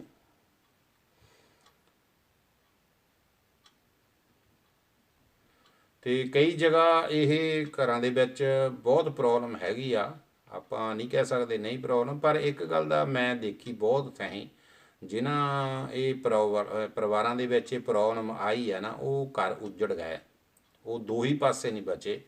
ਇਸ ਕਰਕੇ ਬਹੁਤ ਜਿਹੜੀਆਂ ਲੇਡੀਜ਼ ਆ ਮੇਰੀਆਂ ਭੈਣਾਂ, ਉਹ ਇਸ ਚੀਜ਼ ਨਾਲ ਫੈਸਲਾ ਕਰ ਲੈਂਦੇ ਆ ਵੀ ਸਾਨੂੰ ਬਸ, ਕਿਉਂਕਿ ਸਾਡੇ ਕਲਚਰ ਨੇ, ਸਾਡੇ ਮਾਂ-ਬਾਪ ਨੇ ਧੀਆਂ ਨੂੰ ਇੱਕ ਹੀ ਗੱਲ ਸਿਖਾਈ ਆ, ਉਹ ਇਹ ਆ ਵੀ ਮਰ ਕੇ ਸਹੁਰਿਆਂ ਦੇ ਘਰੋਂ ਬਾਹਰ ਨਿਕਲਣਾ, ਜਿੰਦੀ ਜੀਗਦੀ ਜਾਗਦੀ ਤੂੰ ਸਾਡੇ ਘਰ ਨਾ ਆਈ। ਤੇ ਸਤਿ ਸ਼੍ਰੀ ਅਕਾਲ ਭੈਣ ਜੀ, ਹਰਦੀਪ ਕੌਰ ਜੀ, ਗਾਬਾ ਚਾਲ ਜੀ, ਭਾਜੀ ਸਤਿ ਸ਼੍ਰੀ ਅਕਾਲ। ਤੇ ਤੂੰ ਜੀਂਦੀ ਨਾ ਆਈ ਤੇ ਤੇਰਾ ਜਿਹੜਾ ਮਰ ਕੇ ਤੈਂ ਉਹ ਫੇ ਇਹ ਚੀਜ਼ਾਂ ਜਿਹੜੀਆਂ ਨਾ ਉਹਨਾਂ ਦੇ ਨਾਲ ਜਿਹੜੀ ਲੜਕੀ ਆ ਜਾਂ ਔਰਤ ਆ, ਉਹ ਵੱਜ ਜਾਂਦੀ ਆ ਉਹਦੇ ਦਿਮਾਗ 'ਤੇ। ਇਹ ਇੱਕ ਬੋਝ ਰਹਿੰਦਾ ਵੀ ਹਾਂ ਮੈਂ ਕਿਸੇ ਕਿਸਮ ਦੀ ਗਲਤੀ ਕਰ ਦਿੱਤੀ, ਤੇ ਜਿਹੜੇ ਮੇਰੇ ਮਾਂ-ਬਾਪ ਦੀਆਂ ਜਿਹੜੀਆਂ ਮੈਂ ਉਹਨਾਂ ਦੀਆਂ ਗੱਲਾਂ ਉਹਨਾਂ ਨੂੰ ਮੈਂ ਲੀਰੋ ਲੀਰ ਨਹੀਂ ਕਰ ਸਕਦੀ। ਇਸ ਕਰਕੇ ਉਹ ਕਈ ਵਾਰੀ ਜਿਹੜੀਆਂ ਸਾਡੀਆਂ ਭੈਣਾਂ ਆ, ਬੱਚੀਆਂ ਆ, ਉਹ ਕਈ ਵਾਰੀ ਬਹੁਤ ਦੁੱਖ ਚੱਲ ਜਾਂਦੇ ਆ। ਤੇ ਇਸ ਕਰਕੇ ਜਿਹੜਾ ਮਰਦ ਸਮਾਜ ਆ, ਉਹ ਮੈਂ ਤਾਂ ਇਹੀ ਕਹੂੰਗਾ ਵੀ ਉਹ ਹੈਵੀ ਹੋ ਜਾਂਦਾ। ਤੇ ਪਰ ਸਾਨੂੰ ਇਹਨਾਂ ਚੀਜ਼ਾਂ ਵੱਲ ਹੁਣ ਜੇ ਆਉਣ ਵਾਲੇ ਸਮੇਂ ਦੇ ਵਿੱਚ ਵੀ ਜੇ ਅਸੀਂ ਇਹੀ ਚੀਜ਼ਾਂ ਵੱਲ ਧਿਆਨ ਦਈਏ ਤਾਂ ਫਿਰ ਮੇਰੇ ਹਿਸਾਬ ਨਾਲ ਬਹੁਤ ਮਾੜੀ ਗੱਲ ਆ। ਹੁਣ ਜਿਹੜਾ ਸਮਾਂ ਉਹ ਸਾਨੂੰ ਥੋੜ੍ਹਾ ਜਿਹਾ ਚੇਂਜ ਕਰਨਾ ਚਾਹੀਦਾ, ਕਿਉਂਕਿ ਇਸ ਵੇਲੇ ਔਰਤ ਵੀ ਅਤੇ ਮਰਦ ਵੀ ਦੋਨੇ ਬਰਾਬਰ ਦਾ ਕਮਾਉਂਦੇ ਆ, ਸਾਰੇ ਜਣੇ ਬਰਾਬਰ ਦਾ ਹਿੱਸਾ ਰੱਖਦੇ ਆ, ਸਭ ਇੱਕੋ ਜਿਹਾ ਖਾਂਦੇ, ਇੱਕੋ ਜਿਹਾ ਪਾਉਂਦੇ ਆ। ਇਸ ਕਰਕੇ ਇਹ ਚੀਜ਼ਾਂ ਜਿਹੜੀਆਂ, ਇਹ ਗੱਲਾਂ ਜਿਹੜੀਆਂ, ਇਹ ਉਸ ਵੇਲੇ ਦੀਆਂ ਸੀਗੀਆਂ ਜਿਸ ਵੇਲੇ ਔਰਤ ਨੂੰ ਬਿਲਕੁਲ ਰਵੀ ਜੀ ਕੋਈ ਵੀ ਨਹੀਂ ਮੇਰਾ ਖਿਆਲ ਪਸੰਦ ਕਰਦਾ, ਪਰ ਇਹ ਕੁਝ ਸਮਾਂ ਪਹਿਲਾਂ ਤਾਂ ਬਹੁਤ ਖਤਰਨਾਕ ਸੀ ਜਦੋਂ ਇਸਤਰੀ ਨੂੰ ਆਪਣੇ ਪਤੀ ਦੇ ਨਾਲ ਸਤੀ ਹੋਣਾ ਪੈਂਦਾ ਸੀ। ਮੈਂ ਰਾਜਸਥਾਨ ਦੇ ਬਹੁਤ ਬੜੇ ਬੜੇ ਮਹਿਲਾਂ 'ਚ ਜਾ ਕੇ ਦੇਖਿਆ, ਉੱਥੇ ਉਹ ਇਤਿਹਾਸ ਜਿਹੜਾ ਜਿਹੜੇ ਆ ਉਹਨਾਂ ਦਾ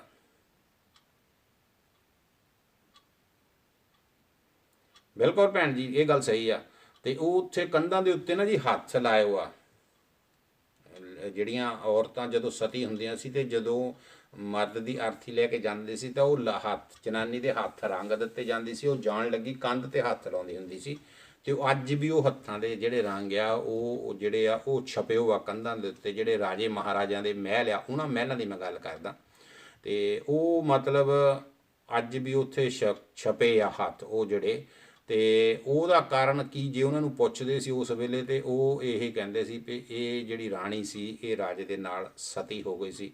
ਤੇ ਹੁਣ ਜਿਹੜਾ ਇਹ ਜ਼ਮਾਨਾ ਬਦਲ ਗਿਆ, ਤੇ ਮੈਨੂੰ ਨਹੀਂ ਲੱਗਦਾ ਭੈਣ ਜੀ ਰਣਜੀਤ ਕੌਰ ਜੀ ਵੀ ਆਉਣ ਵਾਲੇ ਸਮੇਂ ਦੇ ਵਿੱਚ ਇਹ ਜਿਹੜੀ ਆਪਣੀ ਸ਼ਿਕਾਇਤ ਆ ਹੋ ਸਕਦਾ ਇਹ ਵੀ ਦੂਰ ਹੋ ਜਾਵੇ, ਕਿਉਂਕਿ ਹੁਣ ਜਿਹੜੇ ਮਰਦ ਆ ਉਹ ਵੀ ਇਸ ਚੀਜ਼ ਨੂੰ ਸਮਝਦੇ ਆ ਕੁਛ ਨਾ ਕੁਛ ਹੱਦ ਤੱਕ। ਤੇ ਜਿਹੜੀਆਂ ਔਰਤਾਂ ਉਹਨਾਂ ਨੂੰ ਥੋੜ੍ਹਾ ਜਿਹਾ ਆਪ ਨੂੰ ਇਸ ਮਸਲੇ 'ਚ ਹੰਭਲਾ ਮਾਰਨਾ ਪੈਣਾ, ਕਿਉਂਕਿ ਥੋੜ੍ਹਾ ਜਿਹਾ ਕਸੂਰ ਔਰਤ ਦਾ, ਮੈਨੂੰ ਸੌਰੀ ਇਹ ਗੱਲ ਮੈਨੂੰ ਕਹਿਣੀ ਨਹੀਂ ਚਾਹੀਦੀ, ਕਿਉਂਕਿ ਜ਼ਿਆਦਾਤਰ ਜਿਹੜਾ ਕਸੂਰ ਕਈ ਵਾਰੀ ਉਹ ਔਰਤ ਦਾ ਇਸ ਕਰਕੇ ਬਣ ਜਾਂਦਾ ਵੀ ਅੱਜ ਜੇ ਧੀ ਕੁੱਖ 'ਚ ਮਾਰੀ ਜਾਂਦੀ ਆ ਤੇ ਕਈ ਵਾਰੀ ਔਰਤ ਇਸ ਲਈ ਜ਼ਿੰਮੇਵਾਰ ਹੋ ਜਾਂਦੀ ਹੈ।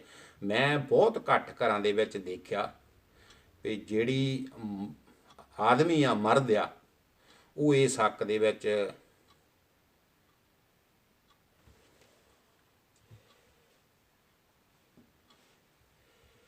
ਉਹ ਇਸ ਮਾਮਲੇ ਦੇ ਵਿੱਚ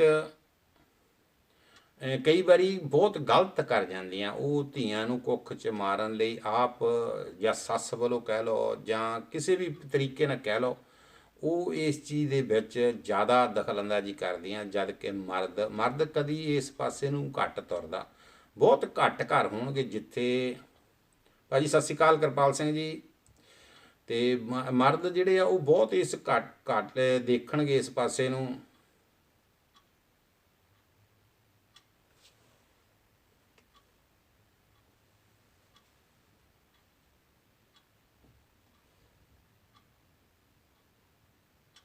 ਅੱਛਾ ਜੀ, ਠੀਕ ਆ ਜੀ। ਤੇ ਉਹ ਥੋੜ੍ਹਾ ਜਿਹਾ ਇਸ ਪਾਸੇ ਘੱਟ ਧਿਆਨ ਦਿੰਦੇ ਆ, ਪਰ ਇਹ ਜ਼ਿਆਦਾਤਰ ਜਿਹੜੇ ਮਸਲੇ ਹੈ ਜ਼ਿਆਦਾਤਰ ਲੇਡੀਜ਼ ਹੀ ਉਠਾ ਲੈਂਦੀਆਂ, ਅਤੇ ਉਹਦੇ ਨਾਲ ਜਿਹੜੀਆਂ ਇਹ ਗੱਲਾਂ ਬਹੁਤ ਕਈ ਵਾਰੀ ਨੁਕਸਾਨ 'ਚ ਚੱਲ ਜਾਂਦੇ ਆ। ਪਰ ਚਲੋ ਆਉਣ ਵਾਲਾ ਸਮਾਂ ਜਿਹੜਾ ਪਰਮਾਤਮਾ ਕਿਰਪਾ ਕਰੇ ਵੀ ਇਹ ਜਿਹੜੇ ਮਸਲੇ ਆ ਇਹ ਹੱਲ ਹੋਣਗੇ। ਆਉਣ ਵਾਲੇ ਸਮੇਂ ਦੇ ਵਿੱਚ ਜਿਹੜਾ ਇਹ ਕੇਸ ਆ ਇਹ ਘਟਣਗੇ। ਔਰ ਆਪਾਂ ਨੂੰ ਇਸ ਲਈ ਸਾਰਿਆਂ ਨੂੰ ਰਲ ਕੇ ਹੰਭਲਾ ਮਾਰਨਾ ਪੈਣਾ ਜੀ।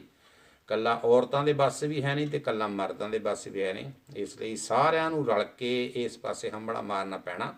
ਤੇ ਆਪਾਂ ਜੇ ਸਾਰੇ ਜਣੇ ਰਲ ਕੇ ਚੱਲਾਂਗੇ, ਕਿਉਂਕਿ ਯੂਰਪ ਦੇ ਵਿੱਚ ਤਾਂ ਇਹ ਚੀਜ਼ਾਂ ਜਿਹੜੀਆਂ ਨੋਰਮਲ ਆ ਵੀ ਇੱਥੇ ਦੋ ਹੀ ਬਰਾਬਰਤਾ ਦਾ ਹੱਕ ਰੱਖਦੇ ਆ। ਤੇ ਇੰਡੀਆ ਦੇ ਵਿੱਚ ਵੀ ਬਹੁਤ ਇੱਦਾਂ ਹੋ ਗਿਆ। ਹੁਣ ਕੁਛ ਇਲਾਕੇ ਹੈਗੇ ਜਿੱਦਾਂ ਬਿਹਾਰ ਦਾ ਲੈ ਲਓ ਤੁਸੀਂ, ਯੂਪੀ 'ਚ ਲੈ ਲਓ, ਫਿਰ ਕੁਛ ਤਾਮਿਲਨਾਡੂ ਦੇ ਵਿੱਚ ਇਹੋ ਜਿਹੇ ਹੈਗੇ ਆ ਸਟੇਟਾਂ ਜਿਹੜੀਆਂ ਕੁਛ ਹੈਗੀਆਂ ਆਪਣੇ ਹਿੰਦੁਸਤਾਨ ਦੇ ਵਿੱਚ। ਹਾਂ ਬਿਲਕੁਲ ਬਿਲਕੁਲ ਵੱਧ ਰਹੀ ਆ। ਤੇ ਤਾਮਿਲਨਾਡੂ ਦੇ ਵਿੱਚ ਕੁਛ ਸਟੇਟਾਂ ਹੈਗੀਆਂ ਜਿੱਥੇ ਔਰਤ ਨੂੰ ਹਜੇ ਵੀ ਦੂਜਾ ਦਰਜਾ ਦਿੱਤਾ ਜਾਂਦਾ, ਜਾਂ ਉਹਨੂੰ ਸਿਰਫ ਰੋਟੀਆਂ ਪਕਾਉਣ ਤੱਕ ਸੀਮਿਤ ਰੱਖਿਆ ਜਾਂਦਾ। ਬਾਕੀ ਬਹੁਤ ਸਟੇਟਾਂ ਜਿੱਦਾਂ ਮਹਾਰਾਸ਼ਟਰ 'ਚ ਲੈ ਲਓ ਤੁਸੀਂ, ਉੱਥੇ ਜਿਹੜੀ ਔਰਤ ਦੀ ਇੰਨੀ ਦੁਰਦਸ਼ਾ ਹੈ ਨਹੀਂ ਹੈ ਆ। ਮਤਲਬ ਜ਼ਿਆਦਾਤਰ ਉਹਨਾਂ ਪਰਿਵਾਰਾਂ ਦੇ ਵਿੱਚ ਜਿੱਥੇ ਹੱਦ ਤੋਂ ਵੱਧ ਗਰੀਬੀ ਆ। ਕਿਉਂਕਿ ਇੱਕ ਗੱਲ ਭੈਣ ਜੀ ਸਾਰੇ ਜਣੇ ਨਾ ਭੁੱਲੋ ਵੀ ਹਮੇਸ਼ਾ ਕਲੇਸ਼ ਉੱਥੇ ਹੁੰਦਾ ਜਿੱਥੇ ਗਰੀਬੀ ਹੋਵੇ। ਜਿੱਥੇ ਅਮੀਰੀ ਹੋਵੇ ਨਾ ਉੱਥੇ ਇਹ ਚੀਜ਼ਾਂ ਜਿਹੜੀਆਂ ਇਹਨਾਂ ਦੀ ਕੋਈ ਵੈਲਿਊ ਨਹੀਂ ਰਹਿੰਦੀ। ਇਹ ਉਹ ਚੀਜ਼ਾਂ ਸਾਰੀਆਂ ਜਿੱਥੇ ਘਰ ਦੇ ਵਿੱਚ ਮਿਲਦੀਆਂ ਉੱਥੇ ਨਾ ਕੋਈ ਕਲੇਸ਼, ਨਾ ਕੋਈ ਇਹ ਦਰਜਾ ਬਦਰਜਾ ਦੀ ਗੱਲ ਹੁੰਦੀ। ਸਿਰਫ ਇਹ ਮਾਤੜ ਪਰਿਵਾਰ ਜਿੱਥੇ ਆ, ਜਿੱਥੇ ਰੋਟੀ ਰੱਜ ਕੇ ਖਾਣ ਨੂੰ ਨਹੀਂ ਮਿਲਦੀ, ਉੱਥੇ ਇਹ ਸਾਰੀਆਂ ਜਿਹੜੀਆਂ ਗੱਲਾਂ ਇਹ ਸਵਾਲ ਉੱਠਦੇ ਆ। ਇਸ ਕਰਕੇ ਸਾਰੇ ਜਣੇ ਰਲ ਮਿਲ ਕੇ ਹੰਭਲਾ ਮਾਰੋ ਕਿ ਆਪਾਂ ਇਹਨਾਂ ਚੀਜ਼ਾਂ ਨੂੰ ਦੂਰ ਕਰੀਏ। ਤੇ ਸਾਰੇ ਜ਼ਿਆਦਾ ਕੋਸ਼ਿਸ਼ ਕਰੋ ਪੰਜਾਬ 'ਚ ਵੀ ਜਾਂ ਇੰਡੀਆ 'ਚ ਵੀ ਜਿੱਥੇ ਵੀ ਤੁਹਾਡੇ ਪਰਿਵਾਰ, ਰਿਸ਼ਤੇਦਾਰ, ਭਾਈ ਬੰਧੂ ਬੈਠੇ ਆ, ਉਹਨਾਂ ਨੂੰ ਸਾਰਿਆਂ ਨੂੰ ਇਹੀ ਤਾਕੀਦ ਕਰੋ ਕਿ ਆਪਣੀਆਂ ਬੱਚੀਆਂ ਨੂੰ ਜਿੰਨਾ ਹੋ ਸਕਦਾ ਵੱਧ ਤੋਂ ਵੱਧ ਪੜ੍ਹਾਓ। ਤੇ ਪੜ੍ਹਾਉਣ ਜੇ ਤੁਸੀਂ ਪੜ੍ਹਾਓਗੇ ਤਾਂ ਉਹ ਬੱਚੀਆਂ ਵਧੀਆ ਕੰਮ 'ਤੇ ਲੱਗਣਗੀਆਂ, ਵਧੀਆ ਜੋਬ ਕਰਨਗੀਆਂ, ਕਿਸੇ ਨਾਲ ਗੱਲਬਾਤ ਕਰਨ ਦਾ ਤਰੀਕਾ ਹੋਊਗਾ। ਤੇ ਉਹਦੇ ਨਾਲ ਇਹ ਹੁੰਦਾ ਫਿਰ ਅਸੀਂ ਕਦੀ ਵੀ ਧੋਖਾ ਨਹੀਂ ਖਾਂਦੇ। ਔਰ ਉੱਥੇ ਮਰਦ ਔਰ ਔਰਤ ਦੀ ਜਿਹੜੀ ਬਰਾਬਰਤਾ ਆਪਣੇ ਆਪ ਬਣ ਜਾਂਦੀ ਆ।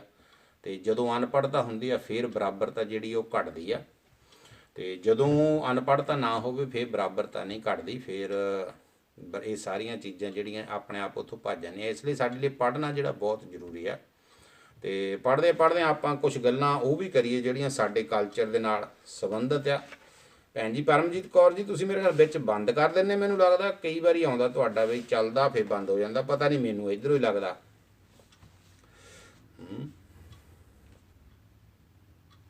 ਓਕੇ ਭਾਜੀ, ਓਕੇ ਜੀ, ਓਕੇ। ਠੀਕ ਹੈ ਜੀ। ਹੁਣ ਦੱਸੋ ਤੁਸੀਂ ਕੀ ਗੱਲ ਕਰੀਏ? ਆਪਾਂ ਪੰਜਾਬੀ ਦੀ ਗੱਲ ਦੱਸੋ, ਆਪਾਂ ਅੱਜ ਕਲਚਰ ਦੀ ਆਪਣੇ ਦੀ ਗੱਲ ਕਰੀਏ।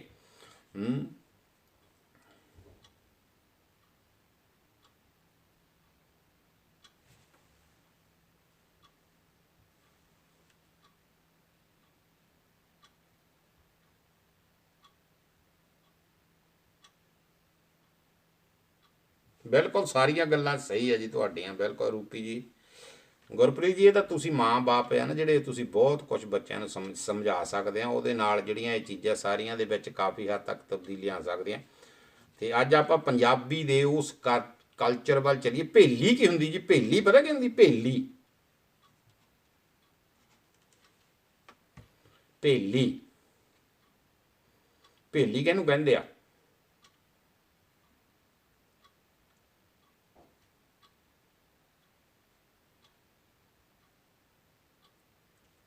ਭੇਲੀ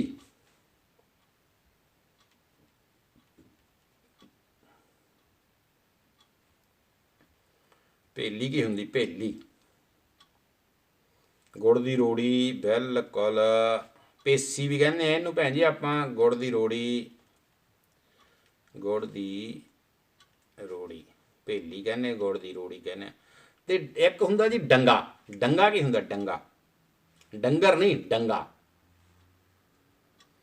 ਡੰਗਾ।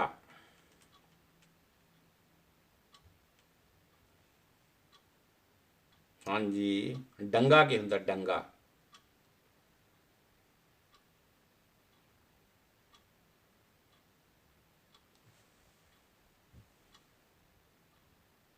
ਹਾਂਜੀ ਹਾਂਜੀ, ਇਹ ਤਾਂ ਹੈ ਜੀ, ਬਿਲਕੁਲ ਬਿਲਕੁਲ।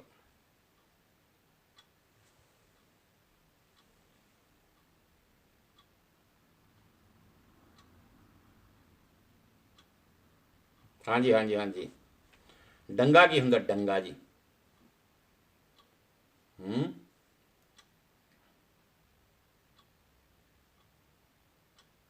नहीं वो डंग ਹੁੰਦਾ जी, डंग नहीं, डंगा। भैन जी परमजीत कौर जी, डंगा डंगा मैं पूछा, डंगा।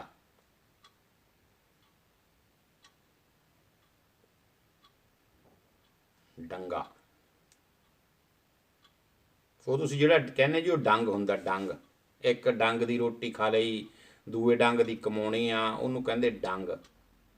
ਡੰਗ ਦੋ ਤਰ੍ਹਾਂ ਦਾ ਜੀ, ਇੱਕ ਡੰਗ ਹੁੰਦਾ ਜਿਹੜਾ ਸਮੇਂ 'ਚ ਜਿੱਦਾਂ ਤੁਸੀਂ ਦੱਸਿਆ, ਇੱਕ ਡੰਗ ਹੁੰਦਾ। ਹਾਂਜੀ ਬਿਲਕੁਲ, ਡੰਗਰ ਨੂੰ ਕਹਿੰਦੇ ਜੀ ਡੰਗਾ, ਡੰਗ, ਡੰਗਾ।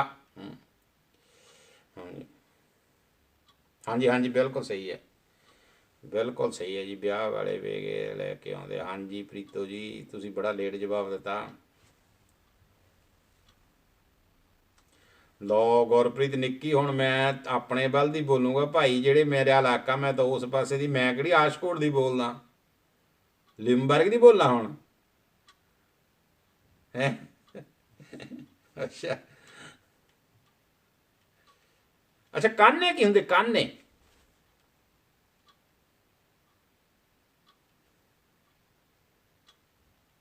ਕਾਨੇ, ਕਾਨੇ।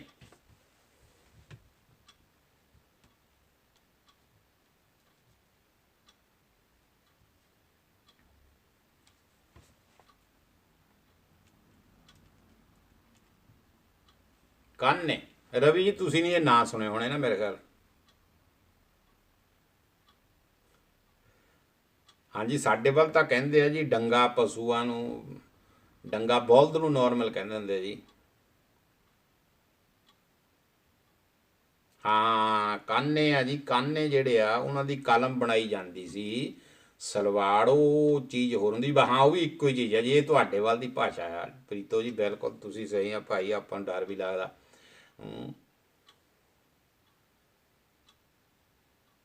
ਖੇਤਾਂ ਵਿੱਚ ਉੱਗਦੇ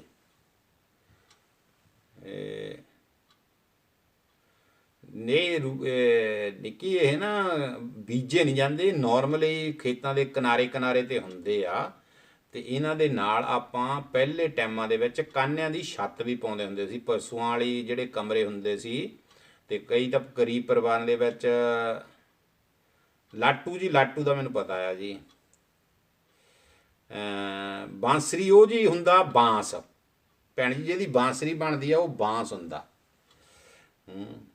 ਉਹ ਬਾਂਸ ਹੁੰਦਾ ਜੀ। ਕਾਨਾ ਹੁੰਦਾ ਜੀ ਜਿਹਦੀ ਆਪਾਂ ਕਲਮ ਬਣਾਉਂਦੇ ਹੁੰਦੇ ਸੀ ਪਹਿਲਾਂ ਛੋਟੇ ਹੁੰਦੇ। ਮੈਂ ਨਾ ਇੰਡੀਆ ਕੋਈ ਗਿਆ, ਉਹਨਾਂ ਨੂੰ ਮੈਂ ਬੇਨਤੀ ਕੀਤੀ, ਇੱਕ ਫੱਟੀ ਸਲੇਟ, ਇੱਕ ਛੋਟਾ ਜਿਹਾ ਤੱਪੜ ਦਾ ਪੀਸ, ਇਹ ਜੇ ਉਹ ਲੈ ਕੇ ਆਏ, ਕੋਈ ਦਿੱਕਤ ਨਾ ਆਈ ਏਅਰਪੋਰਟ 'ਤੇ।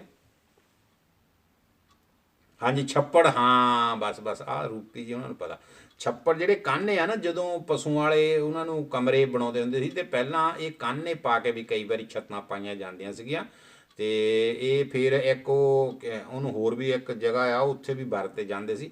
ਤੇ ਕਈ ਵਾਰੀ ਨਾ ਕੰਧ, ਜਿਹੜੇ ਪਸ਼ੂਆਂ ਨੂੰ ਸਿਆਲਾਂ ਦਾ ਜਦੋਂ ਕਮਰਾ ਹੁੰਦਾ ਸੀ, ਤੇ ਉਹਦੇ ਮੋਹਰਲੇ ਪਾਸੇ ਪਹਿਲਾਂ ਪੱਲੀਆਂ ਸੱਟਦੇ ਹੁੰਦੇ ਸੀ। ਫਿਰ ਪੱਲੀਆਂ ਦਾ ਕੁਝ ਜ਼ਮਾਨਾ ਨਿਕਲ ਗਿਆ ਸੀ, ਤੇ ਉਹਦੇ ਮੋਹਰੇ ਉਹ ਬਣਾ ਕੇ ਨਾ ਬਾਂਸ ਲਾ ਕੇ ਵਿੱਚ, ਤੇ ਕਾਨੇ ਵਿੱਚ ਲਾ ਦੇਣੇ, ਤੇ ਉਹ ਇਦਾਂ ਚੱਕ ਕੇ ਸਾਈਡ ਤੇ ਰੱਖ ਲੈਣਾ। ਪਸ਼ੂ ਦੇ ਦਰਵਾਜ਼ਾ ਜਿਹਾ ਬਣਾਇਆ ਹੁੰਦਾ ਸੀ ਇਦਾਂ, ਤੇ ਉਹ ਪੂਰੀ ਕੰਧ ਪਹਿਲਾਂ ਉਹ ਕਾਨਿਆਂ ਦੀ ਬਣਾ ਦੇਣੀ, ਤੇ ਛੋਟਾ ਜਿਹਾ ਦਰਵਾਜ਼ਾ ਬਣਾਉਣ ਲਈ ਉਹਨੂੰ ਫੜ ਕੇ ਇਦਾਂ ਉਹ ਰੱਖ ਲੈਣਾ, ਤੇ ਉਹ ਖੋਲ੍ਹਣ ਵਾਲਾ ਦਰਵਾਜ਼ਾ ਸਿਸਟਮ ਬਣ ਜਾਂਦਾ। ਤੇ ਉਹਨੂੰ ਉੱਥੇ ਵੀ ਕਾਨੇ ਜਿਹੜੇ ਵਰਤੇ ਜਾਂਦੇ ਸੀ। ਸਮਝ ਲੱਗੀ ਕਾਨਿਆਂ ਦੀ? ਅੱਛਾ, ਕਾਨਿਆਂ ਦੇ ਨਾਲ ਦਾ ਮਿਲਦਾ ਜੁਲਦਾ ਇੱਕ ਸ਼ਬਦ ਆ, ਰੁਕਾਨੇ। ਕੀ ਹੁੰਦਾ ਰੁਕਾਨੇ? ਰੁਕਾਨੇ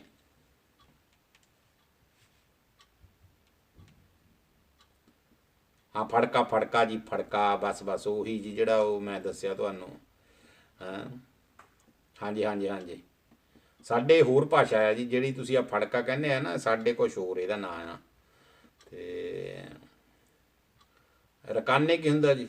ਸਰਕੜਾ, ਸਰਕੜਾ ਇਹ ਰੂਪੜੀਏ ਆ ਗਿਆ ਜੀ, ਸੜਕੜਾ। ਇਹ ਰੂਪੀ ਜੀ ਵੀ ਮੇਰੇ ਖਿਆਲ ਇਹੀ ਕਹਿਣਗੇ। ਰਕਾਨੇ ਆਮ ਔਰਤ, ਰੁਕਾਨ, ਹਾਂਜੀ ਰੁਕਾਨ। ਰੁਕਾਨ ਹੁੰਦਾ ਜੀ, ਕੀ ਹੁੰਦਾ ਇਹਦਾ ਪੰਜਾਬੀ 'ਚ ਕੀ, ਜਿਹਨੂੰ ਆਪਾਂ ਬਣਾਉਣਾ ਹੋਵੇ? ਅੱਲੜ ਮਟਿਆਰ, ਬਿਲਕੁਲ ਇਹ ਵੀ ਸਹੀ ਹੈ ਜੀ। ਹਾਂਜੀ ਰਕਾਨ, ਖੈ, ਵਾਹ ਵਾਹ, ਠੀਕ ਹੈ ਠੀਕ ਹੈ। ਅੱਛਾ ਇਹ ਰਕਾਨ ਜੀ ਜਿਹੜਾ ਇਹ ਪੰਜਾਬੀ ਦਾ ਸ਼ਬਦ ਆ ਜਾਂ ਇਹ ਉਰਦੂ ਦਾ ਸ਼ਬਦ ਆ, ਕੋਈ ਹੈ ਆਈਡੀਆ? ਜਿੱਦਾਂ ਮੁਤਰਮਾ ਕਹਿੰਦਾ ਉਹ ਨਵਜੋਤ ਸਿੰਘ ਸਿੱਧੂ ਬਹੁਤ ਕਪਲ ਦੇਵ ਦੇ ਸ਼ੋਅ 'ਚ ਕਹਿੰਦਾ ਮੁਤਰਮਾ, ਇਹ ਜਿੱਦਾਂ ਇਹ ਰੁਕਾਨੇ ਜਿਹੜਾ ਇਹ ਉਰਦੂ ਦਾ ਸ਼ਬਦ ਆ ਜਾਂ ਜੀ ਇਹ?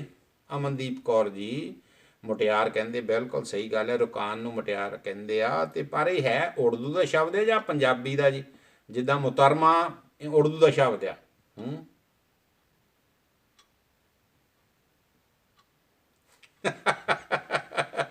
ਨਿੱਕੀ ਤੁਸੀਂ ਦੱਸੋ ਪਿੰਨੀਆਂ ਕੀ ਹੁੰਦੀਆਂ? ਪਿੰਨੀਆਂ ਇਹ ਤਾਂ ਸੌਖਾ ਹੀ ਆ ਨਿੱਕੀ, ਹੁਣ ਬਈ ਮੈਂ ਤਾਂ ਪਹਿਲੀ ਕਲਾਸ ਵਾਲਾ ਸਵਾਲ ਕਰ ਦਿੱਤਾ। ਪਿੰਨੀਆਂ ਕੀ ਹੁੰਦੀਆਂ, ਕਾਹਦੀਆਂ ਬਣਦੀਆਂ, ਕੀ ਕੀ ਵਿੱਚ ਪਾਈਦਾ? ਪੰਜਾਬੀ ਦਾ ਲੱਗਦਾ? ਹਾਂ ਬਿਲਕੁਲ ਪੰਜਾਬੀ ਦਾ ਹੈ ਜੀ, ਰੁਕਾਨੇ ਪੰਜਾਬੀ ਦੇ ਵਿੱਚ ਕਿਹਾ ਜਾਂਦਾ। ਪਰ ਨਹੀਂ ਭੈਣ ਜੀ ਇਹ ਪੰਜਾਬੀ ਦਾ ਹੀ ਹੈ ਰੁਕਾਨੇ। ਮੁਤਰਮਾ ਜਿਹੜਾ ਆ ਉਹ ਹੈਗਾ ਆ ਇਹ ਹਿੰਦੀ ਦਾ, ਪੰਜਾਬੀ ਦਾ ਹੀ ਆ ਹਾਂਜੀ। ਤੇ ਨਿੱਕੀ ਪਿੰਨੀਆਂ ਤਾਂ ਵੀ ਭਾਵੇਂ 11 ਸਾਲ ਕਿਉਂ, ਤਾਂ ਮੈਨੂੰ ਲੱਗਦਾ ਹਰ ਸਾਲ ਹੀ ਤੁਹਾਡੇ ਮੰਮੀ ਬਣਾਉਂਦੇ ਹੋਣੇ ਆ। ਪਿੰਨੀਆਂ ਦਾ ਤਾਂ ਦੱਸੋ ਨਾ। ਹਾਂ ਇੰਡੀਅਨ ਸਵੀਟ ਫॉर ਵਿੰਟਰ, ਬਿਲਕੁਲ ਸਹੀ ਆ। ਖੋਏ ਦੀਆਂ ਹੁੰਦੀਆਂ ਜੀ ਪਿੰਨੀਆਂ, ਤੇ ਗਾਜਰਾਂ ਦੀਆਂ ਵੀ ਹੁੰਦੀਆਂ ਜੀ। ਮੈਂ ਗਾਜਰਾਂ ਦੀਆਂ ਵੀ ਖਾਧੀਆਂ, ਗਾਜਰਾਂ ਦੀਆਂ ਪਿੰਨੀਆਂ ਬਹੁਤ ਸੋਹਣੀਆਂ ਵਿੱਚ ਖੋਆ ਪਾ ਕੇ, ਤੇ ਮੈਂ ਉਹ ਵੀ ਖਾਧੀਆਂ, ਬਹੁਤ ਸਵਾਦ ਲੱਗਦੀਆਂ ਜੀ। ਉਹ ਵੀ ਨਾਲ ਹਲਕੀਆਂ ਹੁੰਦੀਆਂ, ਤੇ ਬਿਲਕੁਲ ਬਿਲਕੁਲ ਬਿਲਕੁਲ। ਤਾਂ ਨਿੱਕੀ ਨੇ ਨਹੀਂ ਹੁਣ ਜਿੱਥੇ ਕੋਈ ਜਵਾਬ ਦਿੱਤਾ। ਹਾਂਜੀ ਚੌਲਾਂ ਦੀਆਂ ਵੀ ਪਿੰਨੀਆਂ ਹੁੰਦੀਆਂ ਜੀ, ਉਹ ਚੌਲਾਂ ਦੀਆਂ ਮੈਨੂੰ ਜ਼ਿਆਦਾ ਸਵਾਦ ਲੱਗਦੀਆਂ ਜੀ ਹੁਣ, ਪਰ ਉਹ ਬਣਦੀਆਂ ਨਹੀਂ ਹੈਗੀਆਂ, ਪਰ ਉਹ ਜ਼ਿਆਦਾ ਉਹ ਕਚਰ ਕਚਰ ਕਰਦੀਆਂ, ਮੈਨੂੰ ਬਹੁਤ ਵਧੀਆ ਲੱਗਦੀਆਂ। ਤੇ ਮੈਂ ਜੇ ਪਰੌਂਠਾ ਵੀ ਖਾਣਾ ਹੋਵੇ ਤਾਂ ਮੈਨੂੰ ਇਹੀ ਹੁੰਦਾ, ਮੈਂ ਘਰਦਿਆਂ ਨੂੰ ਕਹਿੰਦਾ ਥੋੜ੍ਹਾ ਜਿਹਾ ਜਾਲ ਦਿਓ ਇਹਨੂੰ, ਕੜਕੜਾ ਜਿਹਾ ਹੋ ਜਾਵੇ। ਹਾਂ ਦੇਖਿਆ, ਚਲੋ ਮੈਂ ਹੁਣ ਸੌਖਾ ਸਵਾਲ ਪੁੱਛਿਆ ਨਾ ਨਿੱਕੀ। ਦਾਲ ਮੂੰਗੀ ਦੀਆਂ ਵੀ ਹੁੰਦੀਆਂ ਜੀ, ਹਾਂ ਬਿਲਕੁਲ ਬਿਲਕੁਲ ਬਿਲਕੁਲ। ਅੱਛਾ ਇੱਕ ਹੋਰ ਦੱਸੋ ਜੀ, ਅਲਸੀ ਦੇ ਵੀ ਹੁੰਦੇ ਆ, ਬਿਲਕੁਲ ਸਹੀ ਗੱਲ ਆ। ਅੱਛਾ ਇੱਕ ਗੱਲ ਦੱਸੋ ਜੀ, ਆ ਹੋਰ ਮੈਨੂੰ ਵਿੱਚੋਂ ਗੱਲ ਚੇਤੇ ਆ ਗਈ, ਜਿਹੜੇ ਭੱਲੇ ਆ ਸਾਰਿਆਂ ਨੇ ਖਾਧੇ ਹੋਣਗੇ, ਭੱਲੇ ਕਾਹਦੇ ਬਣਦੇ ਆ? ਬੇਸਣ ਦੇ ਬਣਦੇ ਆ, ਮੈਦੇ ਦੇ ਬਣਦੇ ਆ, ਆਟੇ ਦੇ ਬਣਦੇ ਆ, ਦਹੀਂ ਦੇ ਬਣਦੇ ਆ, ਬਟ ਆਪਣੇ ਪਨੀਰ ਦੇ ਬਣਦੇ ਆ, ਜਾਂ ਕਾਹਦੇ ਭੱਲੇ ਕਾਹਦੇ ਹੁੰਦੇ ਆ? ਪਤਾ ਕੁਛ ਭੱਲੇ ਕਾਹਦੇ ਹੁੰਦੇ ਆ? ਤੁਸੀਂ ਜੇ ਘਰ ਬਣਾਏ ਹੋਣ, ਤੇ ਕਈ ਤਾਂ ਕਹਿੰਦੇ ਪਨੀਰ ਦੇ ਹੁੰਦੇ ਆ, ਪਰ ਮੈਨੂੰ ਲੱਗਦਾ ਰੇਵੜੀ ਪਨੀਰ ਦੀ ਹੁੰਦੀ ਆ, ਜਿਹੜੇ ਰੇਵੜੀ ਦੇ ਵਿੱਚੋਂ। ਹਾਂ ਗਲਤ ਦੱਸਣ ਦੇ ਨੰਬਰ ਕੱਟੇ ਜਾਣਗੇ ਜੀ, ਬਿਲਕੁਲ ਇਹ ਗੱਲ ਸਹੀ ਆ। ਦਾਲ ਵਾਈਟ, ਕਿਹੜੀ ਦਾਲ ਵਾਈਟ ਜੀ? ਚਨੇ ਦੀ ਦਾਲ ਨੂੰ ਪਕਾ ਕੇ? ਚਨੇ ਦੀ ਨਹੀਂ ਹੁੰਦੀ ਰੂਪੀ ਜੀ ਮੇਰੇ ਹਿਸਾਬ ਨਾਲ। ਹਾਂ ਮਾਂਹ ਦੀ ਦਾਲ ਹੁੰਦੀ ਆ, ਮਾਂਹ ਦੀ ਦਾਲ, ਮਾਂਹ ਦੀ ਆਟੇ ਦਾ ਦਾਲ, ਉੜਦ ਦੀ ਦਾਲ ਦੇ ਵੀ, ਹਾਂ ਬਿਲਕੁਲ ਬਿਲਕੁਲ। ਰਵੀ ਨਹੀਂ ਸੂਜੀ ਦੇ ਨਹੀਂ ਹੁੰਦੇ ਜੀ, ਰਵੀ ਜੀ ਤੁਹਾਡੇ ਨੰਬਰ ਕੱਟ ਲੈ। ਮਾਂਹ ਦੀ ਦਾਲ ਦੇ ਹੁੰਦੇ ਜ਼ਿਆਦਾਤਰ। ਦਾਲ ਨੂੰ ਰਾਤ ਨੂੰ ਭੇਜ ਦਿੱਤਾ ਜਾਂਦਾ, ਤੇ ਫਿਰ ਉਹਨੂੰ ਸਵੇਰੇ ਪੀਹ ਲਿਆ ਜਾਂਦਾ, ਪੀਹ ਕੇ ਫਿਰ ਹਲਕੀਆਂ ਹਲਕੀਆਂ ਗੂਲੀਆਂ ਬਣਾਈਆਂ ਜਾਂਦੀਆਂ, ਉਹ ਪਟਕ ਦੱਬ ਕੇ ਫਿਰ ਉਹਨਾਂ ਨੂੰ ਮੇਰੇ ਖਿਆਲ ਹਲਕਾ ਜਿਹਾ ਪਕਾਇਆ ਵੀ ਜਾਂਦਾ, ਤੇ ਪਕਾਉਣ ਤੋਂ ਬਾਅਦ ਤੇਲ ਦੇ ਵਿੱਚ ਸ਼ਾਇਦ ਮੇਰਾ ਖਿਆਲ ਆ, ਤੇ ਫਿਰ ਉਹਨਾਂ ਨੂੰ ਪਾਣੀ 'ਚ ਰੱਖ ਦਿੱਤਾ ਕਾਲੇ ਮਾਹਾਂ ਦੇ, ਹਾਂਜੀ। ਤੇ ਫਿਰ ਉਹਨਾਂ ਨੂੰ ਰੱਖ ਦਿੱਤਾ ਜਾਂਦਾ, ਪਾਣੀ ਦੇ ਵਿੱਚ ਭੇਜ ਦਿੱਤਾ ਜਾਂਦਾ, ਕਿਉਂਕਿ ਉਹ ਨਰਮ ਹੋ ਜਾਣ। ਤੇ ਆਪਾਂ ਨੂੰ ਤਾਂ ਜਿਹੜੇ ਮਰਜ਼ੀ ਹੁਣ ਭੈਣ ਜੀ। ਸੂਜੀ ਐਂਡ ਰਾਈਸ, ਅੱਛਾ ਤੁਸੀਂ ਸੂਜੀ ਦੇ ਬਣਾਉਣੇ ਆ, ਠੀਕ ਆ। ਨਹੀਂ ਪਰ ਨੋਰਮਲ ਰਵੀ ਜੀ ਦਾਲ ਦੇ ਹੁੰਦੇ ਆ ਉਹ। ਦਾਲ ਰਾਤ ਨੂੰ ਭੇਜਤੀ ਜਾਂਦੀ ਆ, ਸਵੇਰ ਨੂੰ ਉਹਨੂੰ ਮਿਕਸਚਰ ਦੇ ਵਿੱਚ, ਪਹਿਲੇ ਟਾਈਮਾਂ ਦੇ ਵਿੱਚ ਉਹ ਹੁੰਦਾ ਸੀ, ਉਹਨੂੰ ਬੱਟਾ ਕਹਿੰਦੇ ਹੁੰਦੇ ਸੀ, ਉਹਦੇ ਨਾਲ ਬਣਾਉਂਦੇ ਹੁੰਦੇ ਸੀ। ਫਿਰ ਕੂੰਡਾ ਆ ਗਿਆ, ਮਾਡਰਨ ਜ਼ਮਾਨਾ ਬਣਿਆ, ਫਿਰ ਉਹ ਤੋਂ ਬਾਅਦ ਮਿਕਸਚਰ ਆ ਗਏ, ਹੁਣ ਜ਼ਿਆਦਾਤਰ ਮਿਕਸਚਰ 'ਚ ਬਣਾਉਂਦੇ ਆ। ਤੇ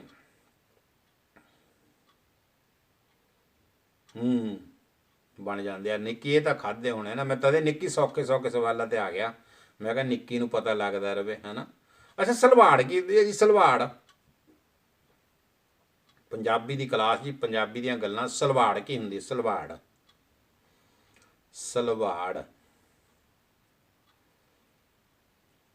ਸਲਵਾੜ ਕਿਹਨੂੰ ਕਹਿੰਦੇ ਆ?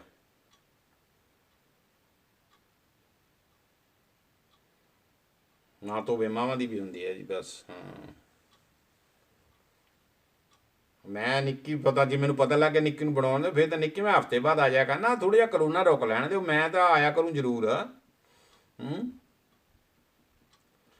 ਜੇ ਆਪਣੇ ਨਿਆਣੇ ਦੇ ਮੈਂ ਘਰ ਜਾ ਕੇ ਨਾ ਖਾਧੇ ਤਾਂ ਫਿਰ ਮੇਰਾ ਕੀ ਫਾਇਦਾ ਹੋਇਆ ਇੱਥੇ ਬੈਲਜੀਅਮ ਆਉਣ ਦਾ। ਹਾਂ ਹਾਂਜੀ ਅੱਜ ਕੱਲ੍ਹ ਜ਼ਮਾਨਾ ਬਦਲ ਗਿਆ ਜੀ, ਪਰ ਫਿਰ ਵੀ ਇਦਾਂ ਦੀਆਂ ਚੀਜ਼ਾਂ ਬਣਾਇਆ ਕਰੋ ਜੀ, ਨਿਆਣਿਆਂ ਨੂੰ ਖਿਲਾਇਆ ਕਰੋ, ਹੈ ਨਾ।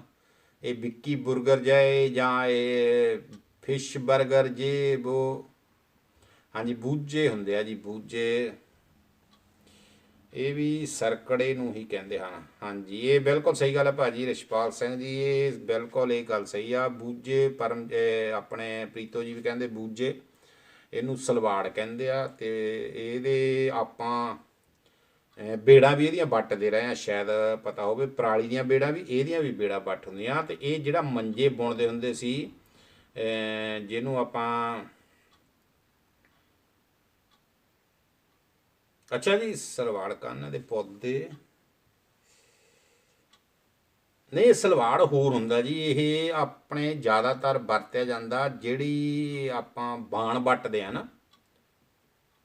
ਪਹਿਲਾਂ ਤੁਹਾਨੂੰ ਪਤਾ ਹੋਣਾ ਮਸ਼ੀਨਾਂ ਦੇ ਨਾਲ ਬਾਣ ਵੱਟਦੇ ਹੁੰਦੇ ਸੀ, ਕੁਝ ਸਮਾਂ ਸੀ ਜਦੋਂ ਆਪਣੇ ਹੱਥਾਂ ਨਾਲ ਵੱਟਦੇ ਸੀ, ਫਿਰ ਉਹ ਤੋਂ ਜੇ ਬਾਅਦ ਆ ਗਿਆ ਮਸ਼ੀਨ ਦੇ ਨਾਲ ਬਾਣ, ਉਹ ਦੋ ਦੋ ਤੀਲੇ ਇੱਦਾਂ ਰੱਖੀ ਜਾਣੇ ਉਹਨਾਂ ਨੇ, ਦੋ ਇੱਧਰ ਦੋ ਇੱਧਰ ਦੋ ਇੱਧਰ ਇੱਦਾਂ ਮਸ਼ੀਨ 'ਚ ਰੱਖਦੇ ਰਹਿੰਦੇ ਹੁੰਦੇ ਸੀ, ਅਤੇ ਫਿਰ ਉਹ ਬਾਣ ਵੱਟ ਹੁੰਦਾ ਸੀ। ਇਹ ਸਲਵਾੜ ਉਹਦੇ ਲਈ ਵੀ, ਹਾਂਜੀ ਬੂਝੇ ਝੁੰਡ, ਬਿਲਕੁਲ ਸਹੀ ਗੱਲ ਹੈ ਜੀ। ਅੱਛਾ ਸਾਬਰ ਕਹਿੰਦੇ ਆ, ਸੱਪ ਬਹੁਤ ਹੁੰਦੇ ਆ, ਹਾਂ ਸੱਪ ਤਾਂ ਹੁੰਦੇ ਆ ਜੀ। ਸੱਪ ਤਾਂ ਇੰਡੀਆ ਦੇ ਵਿੱਚ ਪੰਜਾਬ 'ਚ ਵੈਸੇ ਜੀ ਸਲਵਾੜ ਨਾ ਵੀ ਹੋਵੇ ਤਾਂ ਵੀ ਬਥੇਰੇ ਮਿਲਦੇ ਆ। ਅਤੇ ਅੱਜ ਮੈਂ ਨਾ ਜਿਹੜੀ ਕਵਿਤਾ ਲਿਖੀ ਉਹਦੇ ਵਿੱਚ ਮੈਂ ਇੱਕ ਚੀਜ਼ ਭੁੱਲ ਗਿਆ ਹੋਰ ਲਿਖਣੀ, ਉਹਦੇ ਵਿੱਚ ਐਡ ਕਰਦਾ। ਹਾਂਜੀ ਬਾਣ ਵੱਟਣ ਲਈ ਬਿਲਕੁਲ, ਬੱਬੜ ਦਾ ਬਾਣ, ਬੱਬੜ ਰੱਸੀਆਂ ਤਕਰੀਬਨ ਬਣਾਉਣ ਲਈ ਜਿਹੜੀ ਸਾਰਾ ਜਿਹੜਾ ਕੰਮ ਹੁੰਦਾ ਸੀ ਇਹ ਸਲਵਾੜ ਤੋਂ ਜ਼ਿਆਦਾ ਕਰਦੇ ਸੀ। ਤਾਂ ਬੇੜਾਂ ਜ਼ਿਆਦਾ ਵੱਟਦੇ ਹੁੰਦੇ ਸੀ ਆਪਣੇ ਪਰਾਲੀ ਦੀਆਂ, ਪਰਾਲੀ ਭੇਂ ਦੇਣੀ ਅਤੇ ਫਿਰ ਉਹਦੀਆਂ ਬੇੜਾਂ ਵੱਟਣੀਆਂ, ਅਤੇ ਇਹ ਜ਼ਿਆਦਾਤਰ ਮੰਜੇ ਬੁਣ ਦੇ ਕੰਮ ਆਉਂਦਾ ਸੀ। ਹਾਂਜੀ ਰੇਤਲੇ ਇਲਾਕੇ ਦੇ ਵਿੱਚ ਬਹੁਤ ਹੁੰਦਾ। ਹੁਣ ਤਾਂ ਤਕਰੀਬਨ, ਪਹਿਲਾਂ ਤਾਂ, ਹੁਣ ਦਾ ਪਤਾ ਨਹੀਂ ਜੀ, 25 ਸਾਲ ਹੋ ਗਏ ਪਿੰਡਾਂ ਪੁੰਡਾਂ 'ਚ ਨਹੀਂ ਜ਼ਿਆਦਾ ਗਏ, ਅਤੇ ਪੰਜਾਬ 'ਚ ਤਕਰੀਬਨ ਹਰ ਜਗ੍ਹਾ ਹੀ ਇਹ ਲੱਭ ਜਾਂਦਾ ਸੀਗਾ। ਸਾਡੇ ਕੋਲ ਫਗਵਾੜੇ ਦੇ ਨਾਲ ਇੱਕ ਬੀੜ ਆ, ਮਿਲਟਰੀ ਫਾਰਮ ਆ, ਉੱਥੇ ਬਹੁਤ ਹੁੰਦਾ ਸੀਗਾ। ਅਤੇ ਜਦੋਂ ਹਰਾ ਹੁੰਦਾ ਛੋਟਾ ਹੁੰਦਾ ਅਤੇ ਲੋਕ ਵੱਢ ਕੇ ਲਿਆ ਕੇ ਪਸ਼ੂਆਂ ਨੂੰ ਵੀ ਪਾਉਂਦੇ ਆ, ਫਿਰ ਜਦੋਂ ਇਹ ਸੁੱਕ ਜਾਂਦਾ ਤਾਂ ਫਿਰ ਇਹ ਬਾਣ ਵੱਟਣ ਦੇ ਕੰਮ ਆਉਂਦਾ। ਅਤੇ ਉਸ ਵੇਲੇ ਜ਼ਿਆਦਾਤਰ ਕੌਣ ਬਾਬਾ ਜੀ ਨੇ ਜੀ? ਬਾਬਾ ਜੀ ਕੌਣ ਆ ਜੀ? ਸਾਰੇ ਹੀ ਬਾਬੇ ਆ ਭੈਣ ਜੀ ਅੱਜ ਕੱਲ੍ਹ ਤਾਂ। ਅਤੇ ਇਸ ਕਰਕੇ ਸਾਰੀਆਂ ਚੀਜ਼ਾਂ ਜਿਹੜੀਆਂ ਇਹ ਆਪਣੇ ਪੰਜਾਬ ਦੇ ਵਿੱਚ ਸੱਪ ਸੁੱਪ ਤਾਂ ਆਮ ਹੀ ਟੱਕਰ ਜਾਂਦੇ ਆ ਜੀ, ਹੈ ਨਾ। ਪਿਛਲੇ ਹਫ਼ਤੇ ਆਪਾਂ ਗੱਲ ਕਰਦੇ ਸੀ ਛਲੇਡੇ ਦੀ, ਹਾਂ ਖੱਬਲ ਵੀ ਕਹਿੰਦੇ ਆ ਜੀ, ਖੱਬਲ, ਬਿਲਕੁਲ ਬਿਲਕੁਲ ਸਹੀ ਗੱਲ ਆ।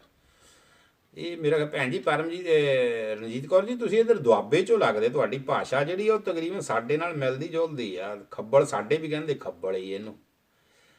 ਅਤੇ ਸਾਰੇ ਤਕਰੀਬਨ ਤੁਹਾਡੇ ਜਿਹੜੇ ਸ਼ਬਦਾਵਲੀ ਹੁੰਦੀ ਆ ਉਹ ਸਾਰੀ ਪੰਜਾਬੀ ਦੁਆਬੇ ਵਾਲੀ ਲੱਗਦੀ ਮੈਨੂੰ। ਤੁਸੀਂ ਮੇਰੇ ਖਿਆਲ ਇੱਧਰੋਂ ਸਾਡੇ ਇਲਾਕੇ 'ਚੋਂ ਆ ਕਿਤੇ। ਚਲੋ ਖੈਰ, ਅਤੇ ਫਿਰ ਆਪਾਂ ਹੁਣ ਪਿਛਲੀ ਵਾਰੀ ਮੈਂ ਗੱਲ ਕਰਦਾ ਸੀ ਬਰਮੀ ਦੀ, ਬਰਮੀ ਕੀ ਹੁੰਦੀ ਆ, ਹੈ ਨਾ।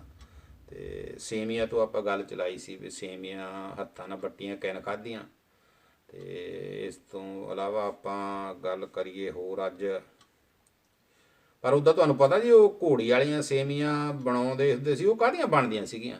ਘੋੜੀ 'ਤੇ ਬੈਠ ਉਹ ਡੰਡਾ ਜਾਂ ਮੰਜੇ ਨਾਲ ਬੰਨਿਆ ਹੁੰਦਾ ਸੀ, ਘੁਮਾਉਂਦੇ ਹੁੰਦੇ ਆ। ਹਾਂ ਅੱਛਾ ਤੁਸੀਂ ਸਾਡੇ ਗੁਆਂਢੀ ਆ, ਫਿਰ ਠੀਕ ਹੈ ਜੀ। ਮੈਂ ਉਹੀ ਦੇਖ ਰਿਹਾ ਵੀ ਤੁਹਾਡਾ ਖੱਬਲ ਖੁੱਬਲ ਜਿਹੜਾ ਨਾ, ਇਹ ਸਾਡੇ ਇੱਧਰ ਫਗਵਾੜੇ ਦੇ ਇਲਾਕੇ ਦੇ ਨੇੜੇ ਤੇੜੇ ਸਾਰੇ ਕਹਿੰਦੇ ਆ। ਇੱਧਰ ਬੰਗਿਆਂ ਨੂੰ ਜਾਈਏ ਤਾਂ ਇੱਧਰਲਾ ਸਾਰਾ ਇਲਾਕਾ ਜਿਹੜਾ ਇਹ ਖੱਬਲ, ਇੱਦਾਂ ਦੀ ਭਾਸ਼ਾ, ਸਲਵਾੜ ਇੱਦਾਂ ਦੀ। ਦੁਆਬੇ 'ਚ ਇੱਕ ਗੱਲ ਆ ਭੈਣ ਜੀ ਰਣਜੀਤ ਕੌਰ ਜੀ, ਇੱਥੇ ਨਾ ਥੋੜ੍ਹੀ ਥੋੜ੍ਹੀ ਮਾਝੇ ਵਾਲੀ ਵੀ ਚੱਲਦੀ ਆ ਅਤੇ ਥੋੜ੍ਹੀ ਥੋੜ੍ਹੀ ਮਾਲਵੇ ਵਾਲੀ ਵੀ ਚੱਲਦੇ ਆ। ਹਾਂਜੀ ਹਾਂਜੀ ਹਾਂਜੀ ਹਾਂਜੀ। ਅੱਛਾ ਮੈਦੇ ਦੀਆਂ ਹੁੰਦੀਆਂ ਜੀ? ਹਾਂ ਅੱਛਾ, ਸਿਉਂਕ ਬਣਾਉਂਦੀ ਹੈ ਜੀ ਬਰਮੀ ਨੂੰ। ਅਤੇ ਇਹ ਜੀ ਸੇਂਕ ਬਣਾਉਂਦੀ ਆ ਬਰਮੀ ਨੂੰ, ਕਿਹੜਾ ਲਿਖਿਆ ਜੀ ਕੀ? ਅੱਛਾ ਮੈਦਾ ਸੇਕ ਬਣਾਉਂਦੀ ਹੈ। ਤਾਂ ਫਿਰ ਇਹ ਬਰਮੀ 'ਤੇ ਲੋਕ ਦੁੱਧ ਕਿਉਂ ਪਾਉਂਦੇ ਆ ਜੀ? ਇਹ ਦੱਸੋ ਮੈਨੂੰ ਮਾੜਾ ਜਿਹਾ। ਜੇ ਬਰਮੀ ਨੂੰ ਸੇਕ ਬਣਾਉਂਦੀ ਹੈ ਤਾਂ ਫਿਰ ਸੇਕ ਨੂੰ ਦੁੱਧ ਬਣਾਉਣ ਦਾ ਕੀ ਫਾਇਦਾ? ਇਹ ਕਿਉਂ ਇਦਾਂ ਕੀਤਾ ਜਾਂਦਾ? ਫਿਰ ਤਾਂ ਬਰਮੀ ਤਾਂ ਫਿਰ ਲੋਕੀ ਤਾਂ ਕਹਿੰਦੇ ਸੱਪ ਦੀ ਹੁੰਦੀ ਆ। ਇੱਥੇ ਬਹੁਤ ਬੜਾ ਗੁੱਗਾ ਜੀ ਭਾਈ ਸਾਹਿਬ ਰਹਿੰਦੇ ਆ ਤੇ ਆਪਣੇ, ਹਾਂਜੀ ਖੱਬਲ, ਹਾਂਜੀ ਖੱਬਲ ਖੱਬਲ ਖੱਬਲ। ਮੈਂ ਉਹੀ ਦੱਸਿਆ ਭਾਜੀ, ਤੁਹਾਡੇ ਵਾਲੀ ਥੋੜੀ ਬਹੁਤੀ ਸਾਡੇ ਏਰੀਏ ਦੇ ਵਿੱਚ ਅਸੀਂ ਗੱਭੇ ਕਰਕੇ ਅਸੀਂ ਦੋਹਾਂ ਨੂੰ ਸਮਝ ਲੈਂਦੇ ਆ। ਇਸ ਕਰਕੇ ਅਸੀਂ ਜਿਹੜੇ ਮਾਲਵੇ ਵਾਲੇ ਉਹਨਾਂ ਦੀ ਵੀ ਕੁਝ ਸਮਝ ਲੈਂਦੇ ਆ, ਤਾਂ ਜਿਹੜੇ ਇੱਧਰਲੇ ਆ ਮਾਝੇ ਵਾਲੇ ਉਹਨਾਂ ਨੂੰ ਵੀ ਅਸੀਂ ਥੋੜਾ ਥੋੜਾ ਸਮਝ ਲੈਂਦੇ ਆ। ਤੇ ਤੁਹਾਡੇ ਵਾਲੇ ਪਾਸੇ ਦੀਆਂ ਵੀ ਜਿਹੜੀਆਂ ਭਾਸ਼ਾ ਕੁਛ ਆਟੇ ਦੀਆਂ ਹੁੰਦੀਆਂ ਕਹਿੰਦੇ ਜੀ। ਠੀਕ ਆ, ਆਟੇ ਦੀਆਂ ਸੇਵੀਆਂ ਹੁੰਦੀਆਂ, ਸਹੀ ਗੱਲ ਹੈ ਜੀ। ਤੇ ਇਹ ਬਣਦੀਆਂ ਦੋ ਤਰ੍ਹਾਂ ਹੁੰਦੀਆਂ ਜੀ। ਕਿਹੜੇ ਕਿਹੜੇ ਦੋ ਤਰੀਕੇ ਇਹਨਾਂ ਦੇ? ਕੁਛ ਪਤਾ ਕਿੱਦਾਂ ਕਿੱਦਾਂ ਬਣਦੀਆਂ? ਦੋ ਤਰੀਕੇ ਨਾਲ ਕਿੱਦਾਂ ਬਣਦੀਆਂ?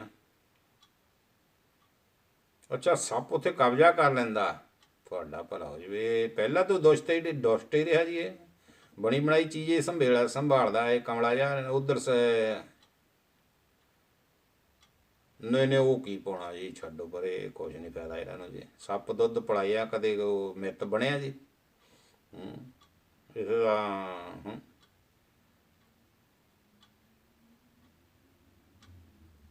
ਰਾਜਪੁਰੇ ਪਟਿਆਲੇ ਦਾ ਨਿੱਕੇ ਵੀ ਪਤਾ ਨਹੀਂ ਕੋਈ। ਅਸੀਂ ਤਾਂ ਫਗਵਾੜੇ ਦੇ ਹਾਂ। ਇੱਕ ਮੈਂ ਫਗਵਾੜੇ ਦਾ, ਇੱਕ ਮੇਰੇ ਨਾਲ ਭੈਣ ਜੀ ਪਰਮਜੀਤ ਕੌਰ ਜੀ ਫਗਵਾੜੇ ਦੇ ਆ, ਤੇ ਸਾਡੇ ਅਵਤਾਰ ਸਿੰਘ ਭਾਜੀ ਹੋਣੀ ਫਗਵਾੜੇ ਤੋਂ ਥੋੜ੍ਹਾ ਜਿਹਾ ਪਰੇ ਨੂੰ ਆ। ਅਸੀਂ ਹੈਗੇ ਮਤਲਬ ਨੇੜੇ ਨੇੜੇ। ਘੜੇ ਤੇ ਮਸ਼ੀਨ ਤੇ ਵੱਟ ਹੁੰਦੀਆਂ ਨੇ। ਹਾਂਜੀ ਭਾਜੀ, ਹੱਥ ਨਾਲ ਵੀ ਸਾਡੇ ਮਾਤਾ ਸਾਡੇ ਸੀ, ਉਹ ਹੱਥ ਨਾਲ ਵੱਟਦੇ ਹੁੰਦੇ ਸੀ। ਉਹ ਮੈਨੂੰ ਸਵਾਦ ਬੜੀਆਂ ਲੱਗਦੀਆਂ ਹੁੰਦੀਆਂ। ਉਹ ਇਦਾਂ ਲੱਗਦੇ ਜਿੱਦਾਂ ਚੌਲ ਨਾ, ਚੌਲ ਸਹਿਜ ਦੀਆਂ ਬਣਾਉਣੇ ਉਹਨਾਂ ਨੇ, ਤੇ ਉਹਨੂੰ ਵੱਟ ਜਿਹਾ ਆਇਆ ਹੋਣਾ, ਅਜੀਬ ਜਿਹਾ ਵੱਟ ਜਿਹਾ। ਉਹ ਅਸੀਂ ਕਈ ਵਾਰੀ ਇਹੀ ਸੋਚ ਜਾਣਾ, ਜਿੱਦਾਂ ਨਾ ਨਿਆਣੇ ਹੁੰਦੇ ਪਹਿਲਾਂ ਸੋਚਦੇ ਹੁੰਦੇ ਜਲੇਬੀ 'ਚ ਰਸਾ ਕਿੱਦਾਂ ਭਰਦੇ ਹੋਣਗੇ। ਉਹ ਤੋਂ ਜਦੋਂ ਬਣਦੀਆਂ ਦੇਖੀਆਂ ਫੇਰ ਪਤਾ ਲੱਗਾ ਇੱਦਾਂ ਅਸੀਂ ਉਹ ਸੋਚੀ ਜਾਣਾ ਮਾਂ ਨੇ ਬਟਾ ਕਿੱਦਾਂ ਚਾੜ ਦਿੱਤਾ ਇਹਨੂੰ। ਤੇ ਉਹ ਇੱਕ ਕਾਠੀ 'ਚ ਬਟਾ ਜਿਹਾ ਚੜਿਆ ਹੁੰਦਾ, ਜਦੋਂ ਚੌਲ ਨੂੰ ਵੱਟ ਜਿਹਾ ਚਾੜ ਦਿੰਦਾ ਹੁੰਦਾ ਇੱਦਾਂ, ਉਹ ਬੜਾ ਅਜੀਬ ਜਿਹਾ ਲੱਗਣੀਆਂ, ਬੜੀਆਂ ਟੇਸਟੀ ਲੱਗਣੀਆਂ। ਤੇ ਕਈ ਵਾਰੀ ਚਮਚ 'ਚੋਂ ਚੱਕ ਕੇ ਨਾ ਦੇਖਣੀਆਂ ਨੂੰ ਵੀ ਮਾਤਾ ਨੇ ਬਟਾ ਕਿੱਦਾਂ ਦਿੱਤਾ ਹੋਊਗਾ ਇਹਨੂੰ। ਇੱਦਾਂ ਜਲੇਬੀ ਦਾ ਹਾਲ ਹੁੰਦਾ ਹੈ ਸਾਡਾ। ਤੇ ਮੈਨੂੰ ਤਾਂ ਕਈ ਸਾਲ ਇਹੀ ਨਹੀਂ ਪਤਾ ਵੀ ਜਲੇਬੀ 'ਚ ਰਸਾ ਕਿੱਦਾਂ ਭਰਦੇ ਆ। ਮੈਂ ਇਹੀ ਸੋਚੀ ਜਾਣਾ ਵੀ ਕੋਈ ਬੜੀ ਸਿਰੰਜ ਸੁਣ ਹੋਣੀ ਆ, ਜਿਹਨੇ ਡਾਕਟਰ ਤੋਂ ਹੀ ਭੱਜਦੇ ਆ। ਤੇ ਹਾਂ ਠੀਕ ਹੈ ਨਿੱਕੀ, ਬਿਲਕੁਲ। ਤੇ ਉਹ ਮੈਂ ਬਾਅਦ ਵਿੱਚ ਜਦੋਂ ਮੈਂ ਜਲੇਬੀਆਂ ਬਣਦੀਆਂ ਦੇਖਿਆ ਫਿਰ ਮੈਂ ਸੋਚਿਆ, ਮੈਂ ਕਿਹਾ ਅੱਛਾ ਇਹ ਤਾਂ ਅੱਛਾ ਰਾਜਪੁਰਾ ਸਾਡੇ ਨੇੜੇ। ਅੱਛਾ ਕਰ ਲਓ ਨਿੱਕੀ, ਆ ਗਿਆ ਵੀ ਤੁਹਾਡੇ ਇਲਾਕੇ ਦੇ ਬੰਦੇ ਮਿਲ ਲਓ, ਦੇਖ ਲਓ। ਭਾਜੀ ਰਿਸ਼ਪਾਲ ਸਿੰਘ ਜੀ ਬਰਸਲ ਵਾਲੇ, ਇਹ ਰਾਜਪੁਰੇ ਦੇ ਇਲਾਕੇ ਦੇ ਆ। ਤੇ ਸਾਰੇ ਜਣੇ ਵਧੀਆ ਤਰੀਕੇ ਦੇ ਨਾਲ ਰਿਹਾ ਕਰੋ ਜੀ। ਤੇ ਫਿਰ ਇੱਕ ਵਾਰੀ ਆਪਾਂ ਹੁਣ 11 ਜਣੇ ਦੇਖ ਰਹੇ ਹਾਂ। ਮੇਰੇ ਵੱਲੋਂ ਸਾਰਿਆਂ ਨੂੰ ਅੱਜ ਦੀਆਂ ਪੰਜਾਬੀ ਦਿਵਸ ਦੀਆਂ ਜਾਂ ਕੌਮਾਂਤਰੀ ਪੰਜਾਬੀ ਦਿਵਸ ਦੀਆਂ ਜੇ ਆਪਾਂ ਕਹੀਏ, ਤੇ ਆਪ ਸਾਰਿਆਂ ਨੂੰ ਬਹੁਤ ਬਹੁਤ ਵਧਾਈਆਂ ਜੀ। ਠੀਕ ਆ। ਤੇ ਇੱਕ ਆਪਾਂ ਨਾ ਬਹੁਤ ਜਲਦੀ ਇੱਕ ਦਿਨ ਮਨਾਇਆ ਕਰਨਾ, ਕੋਸ਼ਿਸ਼ ਕਰ ਰਿਹਾ ਮੈਂ ਬਹੁਤ ਲੋਕਾਂ ਨਾਲ ਕੰਟੈਕਟ, ਪਰ ਕਰੋਨਾ ਦੇ ਕਰਕੇ ਇਹ ਥੋੜ੍ਹਾ ਜਿਹਾ ਕੰਮ ਠੰਡਾ ਹੋ ਗਿਆ। ਤੇ ਆਪਾਂ ਕੋਸ਼ਿਸ਼ ਕਰਨੀ ਆ ਵੀ ਆਪਾਂ ਜਿਹੜਾ ਪੰਜਾਬੀ ਡੇ ਇੱਕ ਇੱਥੇ ਬੈਲਜੀਅਮ ਦੇ ਵਿੱਚ, ਬੈਲਜੀਅਮ ਤੋਂ ਇਲਾਵਾ ਯੂਰਪ ਦੇ ਵਿੱਚ ਇੱਕ ਦਿਨ ਆਪਾਂ ਇੱਦਾਂ ਦਾ ਬਣਾਈਏ, ਕਿਉਂਕਿ ਜਿੰਨੀਆਂ ਵੀ ਯੂਰਪ ਦੇ ਵਿੱਚ ਕੰਟਰੀਆਂ, ਤਕਰੀਬਨ ਸਾਰੀਆਂ ਕੰਟਰੀਆਂ ਦੇ ਵਿੱਚ ਆਪਾਂ ਹਿਮਾਲਿਆ ਫੂਡ ਗੈਂਟ ਵਾਲੇ ਰਾਜਪੁਰੇ ਦੇ ਹਨ। ਅੱਛਾ, ਹਿਮਾਲਿਆ ਫੂਡ ਵਾਲੇ, ਅੱਛਾ ਭਾਜੀ, ਉਹ ਆਪਣੇ ਕੀ ਉਹਨਾਂ ਦਾ ਨਾਂ ਆ, ਗੁਰਦਿਆਲ ਸਿੰਘ ਹੋਣੀ। ਅੱਛਾ, ਉਹ ਰਾਜਪੁਰੇ ਦੇ ਆ। ਠੀਕ ਆ ਭਾਜੀ, ਉਹਨਾਂ ਦੇ ਮੈਂ ਜਾਂਦਾ ਹੁੰਦਾ ਕਈ ਵਾਰੀ ਸਮਾਨ ਸਮੂਨ ਲੈਣ। ਗੈਂਟ ਜਦੋਂ ਜਾਈਏ ਨਾ ਤੇ ਉੱਥੇ ਜਾਈਦਾ ਆਪਾਂ। ਤੇ ਉਹ ਆਪਾਂ ਮੈਂ ਕੀ ਗੱਲ ਕਰਦਾ ਸੀ, ਆਪਾਂ ਨਾ ਇੱਕ ਕੋਸ਼ਿਸ਼ ਮੈਂ ਕਰ ਰਿਹਾ ਹਾਂ ਕੁਛ ਕੰਟਰੀਆਂ ਦੇ ਵਿੱਚ। ਮੈਂ ਗੱਲਬਾਤ ਕੀਤੀ ਕਿਉਂਕਿ ਮੈਂ ਪਿਛਲੇ ਦਿਨੀ ਦੱਸਿਆ ਵੀ ਸੀਗਾ ਵੀ ਆਪਾਂ ਇੱਕ ਇੱਥੇ ਕੋਸ਼ਿਸ਼ ਕਰਨੀ, ਇੱਕ ਆਪਣੇ ਤੌਰ 'ਤੇ ਪੰਜਾਬੀ ਦਿਵਸ, ਪੰਜਾਬੀ ਡੇ ਜਿਹੜਾ ਪੂਰੇ ਯੂਰਪ ਦੇ ਵਿੱਚ ਇਹ ਕੋਸ਼ਿਸ਼ ਆ ਮੇਰੀ, ਕਿਉਂਕਿ ਇਸ ਸਾਲ ਤਾਂ ਥੋੜ੍ਹੀਆਂ ਮੁਸ਼ਕਿਲ ਆ ਗਈਆਂ, ਆਪਣੇ ਜ਼ਿਆਦਾ ਕੰਟੈਕਟ ਨਹੀਂ ਹੋ ਸਕੇ। ਤੇ ਜ਼ਿਆਦਾਤਰ ਇਹ ਜਿਹੜੀਆਂ ਗੱਲਾਂ ਬਾਤਾਂ ਮੇਲਿਆਂ ਦੇ ਉੱਤੇ, ਜਦੋਂ ਮੇਲੇ ਹੁੰਦੇ ਆ ਨਾ, ਫਿਰ ਉੱਥੇ ਅਵਤਾਰ ਸਿੰਘ ਸ਼ੋਕਰ ਭਾਜੀ ਉਹਨਾਂ ਦੇ ਨਾਲ ਮੈਂ ਜਾਂਦਾ ਹੁੰਦਾ, ਅਤੇ ਫਿਰ ਉੱਥੇ ਅਸੀਂ ਇੱਦਾਂ ਦੀਆਂ ਕਈ ਵਾਰੀ ਯੋਜਨਾਵਾਂ ਬਣਾਉਂਦੇ ਹਾਂ ਤੇ ਉਹ ਉਹਨਾਂ ਨੂੰ ਵਿਚਾਰਿਆਂ ਨੇ ਪੱਕੀ ਡਿਊਟੀ ਆ, ਉਹਨਾਂ ਨੇ ਮੇਰੇ ਤੋਂ ਬਗੈਰ ਨਹੀਂ ਜਾਣਾ ਤਾਂ ਮੈਂ ਉਹਨਾਂ ਤੋਂ ਬਗੈਰ ਨਹੀਂ ਜਾਣਾ, ਅਸੀਂ ਇਕੱਠੇ ਹੀ ਜਾਂਦੇ ਹੁੰਦੇ ਜਿੱਥੇ ਜਾਂਦੇ ਆ। ਤੇ ਮੇਰੇ ਲਈ ਉਹ ਮੇਰੇ ਬਹੁਤ ਬੜੇ ਸਤਿਕਾਰਯੋਗ ਮੇਰੇ ਭਾਜੀ ਆ। ਤੇ ਫਿਰ ਅਸੀਂ ਇਦਾਂ ਦੀਆਂ ਉਹ ਗੱਲਾਂ ਕਰਦੇ ਹੁੰਦੇ ਆ। ਤੇ ਜਦੋਂ ਵੀ ਅਸੀਂ ਕਿਤੇ ਜਾਈਏ ਜਿਹੜੀਆਂ ਬਾਹਰਲੀਆਂ ਕੰਟਰੀਆਂ ਉੱਥੇ ਜੋ ਇਦਾਂ ਦੇ ਮਸਲੇ ਰੱਖੀਦੇ ਆ। ਤੇ ਕੋਸ਼ਿਸ਼ ਆ ਮੇਰੀ ਵੀ ਆਪਾਂ ਬਹੁਤ ਜਲਦੀ ਇੱਕ ਯੂਰਪ ਦੇ ਵਿੱਚ ਵੀ ਅਨਾਉਂਸ ਕਰਾਂਗੇ, ਆਪਾਂ ਇੱਕ ਪੰਜਾਬੀ ਦਿਵਸ ਮਨਾਈਏ। ਬਿਲਕੁਲ ਜੀ, ਵਧਾਈਆਂ ਸਭ ਨੂੰ, ਵਧਾਈਆਂ ਬਹੁਤ ਬਹੁਤ ਅਮਨਦੀਪ ਕੌਰ ਜੀ। ਤੇ ਉਹ ਆਪਾਂ ਕੋਸ਼ਿਸ਼ ਕਰ ਰਹੇ ਹਾਂ ਵੀ ਜੇ ਕੋਈ ਇਦਾਂ ਦਾ ਆਪਣਾ ਇੱਕ ਦਿਨ ਆਪਾਂ ਚੁਣਾਂਗੇ, ਉਹਦੇ ਵਿੱਚ ਆਪਾਂ ਇੱਕ ਦਿਨ ਲਈ ਕਰਨਾ ਕੁਛ ਨਹੀਂ, ਕੋਈ ਸਪੈਸ਼ਲ ਕੰਮ ਨਹੀਂ ਕਰਨਾ। ਜਿਹੜੇ ਬਿਜ਼ਨਸ ਕਰਦੇ ਆ ਜਾਂ ਜਿਹੜੇ ਆਪਣੇ ਰੈਸਟੋਰੈਂਟ ਵਗੈਰਾ, ਦੇਖੋ ਹੁਣ ਤੁਸੀਂ ਇੱਕ ਗੱਲ ਦਾ ਖਿਆਲ ਰੱਖੋ, ਬੜੀ ਧਿਆਨ ਨਾਲ ਗੱਲ ਸੁਣਿਓ। ਜਿੰਨੇ ਵੀ ਚਾਈਨੀਜ਼ ਰੈਸਟੋਰੈਂਟ ਆ ਨਾ, ਉਹਨਾਂ ਨੇ ਜਿੱਥੇ ਨੀਦਰਲੈਂਡ ਦੇ ਵਿੱਚ ਲਿਸਟ ਲਾਈ ਹੋਈ ਆ, ਜਿੱਥੇ ਫ੍ਰੈਂਚ ਦੇ ਵਿੱਚ ਲਾਈ ਹੋਈ ਆ, ਜਿੱਥੇ ਇੰਗਲਿਸ਼ ਦੇ ਵਿੱਚ ਲਾਈ, ਉਹਨੇ ਚਾਈਨੀਜ਼ ਵੀ ਲਾਈ ਹੋਈ ਆ। ਤੇ ਉਹ ਮਕਸਦ ਉਹਨਾਂ ਨੂੰ ਵੀ ਇਹ ਗੱਲ ਦਾ ਪਤਾ ਵੀ ਇੱਥੇ ਕਿੰਨੇ ਕੁ ਖਾਣ ਵਾਲੇ ਹੋਣੇ ਆ। ਹਾਂਜੀ ਬਿਲਕੁਲ, ਉਸੇ ਦਿਨ ਉਦੋਂ ਕਰਾਂਗੇ ਭੈਣ ਜੀ ਰਣਜੀਤ ਕੌਰ ਜੀ। ਤੇ ਉਹ ਸਿਰਫ ਉਹਨਾਂ ਨੇ ਲਿਸਟ ਲਾਈ, ਉਹਨਾਂ ਨੂੰ ਵੀ ਪਤਾ ਵੀ ਚਾਈਨੀਜ਼ ਇੱਥੇ ਕਿੰਨੇ ਕੁ ਆਉਣੇ ਆ, ਪਰ ਉਹਨਾਂ ਨੇ ਆਪਣੀ ਭਾਸ਼ਾ ਨੂੰ ਛੱਡਿਆ ਨਹੀਂ। ਤੇ ਅਸੀਂ ਜਿਹੜਾ ਆ ਆਪਣੀ ਭਾਸ਼ਾ ਨੂੰ ਬਹੁਤ ਦੂਰ ਤੱਕ ਦਿੱਤਾ। ਤੇ ਆਪਾਂ ਵੀ ਕੋਸ਼ਿਸ਼ ਕਰਨੀ ਆ ਕੋਈ ਇਦਾਂ ਦਾ ਕੋਈ ਮਾਹੌਲ ਬਣਾਈਏ ਵੀ ਜੇ ਤੁਹਾਡਾ ਰੈਸਟੋਰੈਂਟ ਹੈ ਜਾਂ ਤੁਹਾਡੀ ਦੁਕਾਨ ਹੈ, ਤੁਸੀਂ ਉੱਥੇ ਜਿੱਥੇ ਨੀਦਰਲੈਂਡ 'ਚ ਲਿਖਦੇ ਆ, ਉੱਥੇ ਆਪਾਂ ਪੰਜਾਬੀ 'ਚ ਵੀ ਲਿਖੀਏ। ਕੋਈ ਜ਼ਰੂਰੀ ਨਹੀਂ ਵੀ ਕੋਈ ਪੜ੍ਹਨਾ ਜਾਣਦਾ ਨਹੀਂ ਜਾਣਦਾ, ਇੱਕ ਦਿਨ ਵੀ ਕੋਈ ਪੰਜਾਬੀ ਪੜ੍ਹਨ ਵਾਲਾ ਆ ਗਿਆ।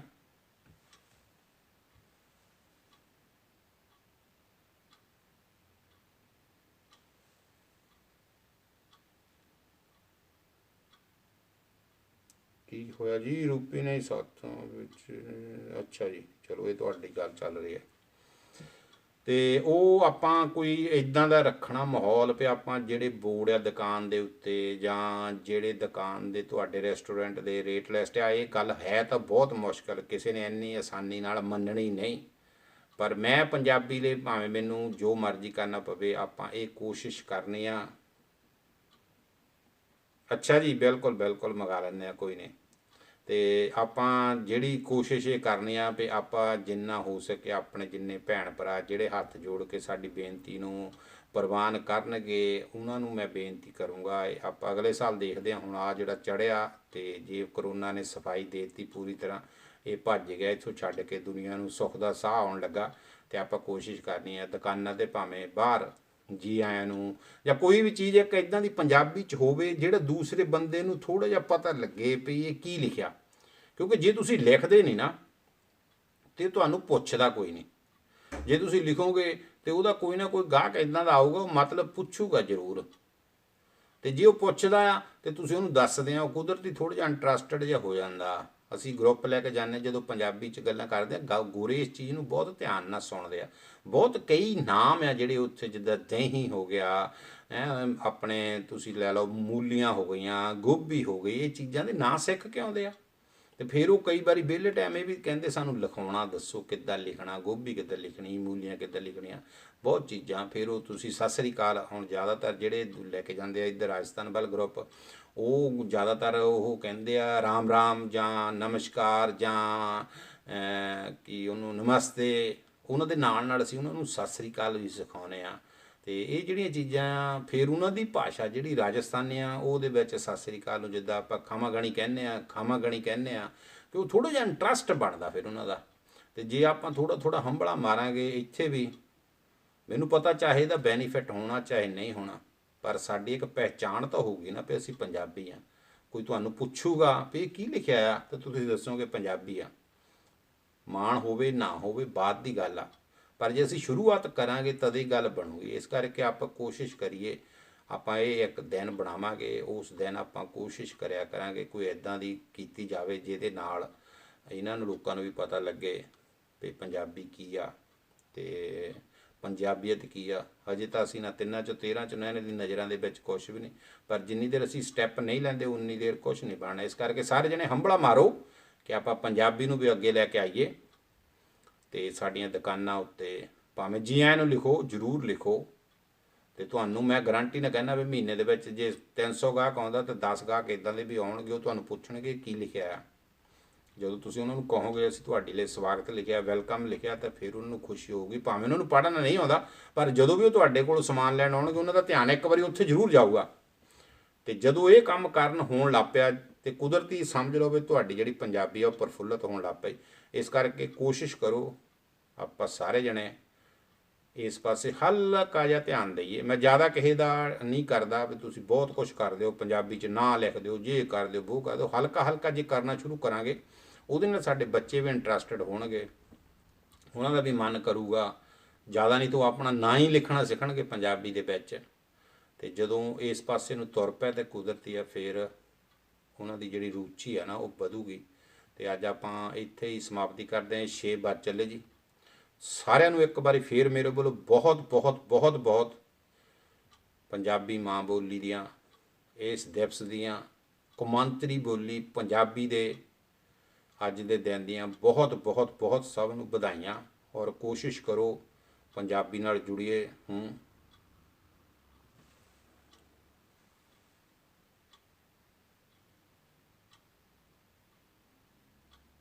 ਹਾਂ ਬਿਲਕੁਲ ਸਹੀ ਗੱਲ ਹੈ ਭੈਣ ਜੀ ਰਣਜੀਤ ਕੌਰ ਜੀ। ਜੇ ਅਸੀਂ ਪੰਜਾਬੀ ਲਿਖਾਂਗੇ ਨਾ ਤਾਂ ਸਾਡੀਆਂ ਬਹੁਤ ਜਿਹੜੀਆਂ ਪੰਜਾਬੀ ਦੀਆਂ ਵਸਤਾਂ ਉਹਨਾਂ ਦੀ ਵਿਕਰੀ ਜਿਹੜੀ ਆ ਉਹ ਵੱਧ ਜਾਣੀ ਆ।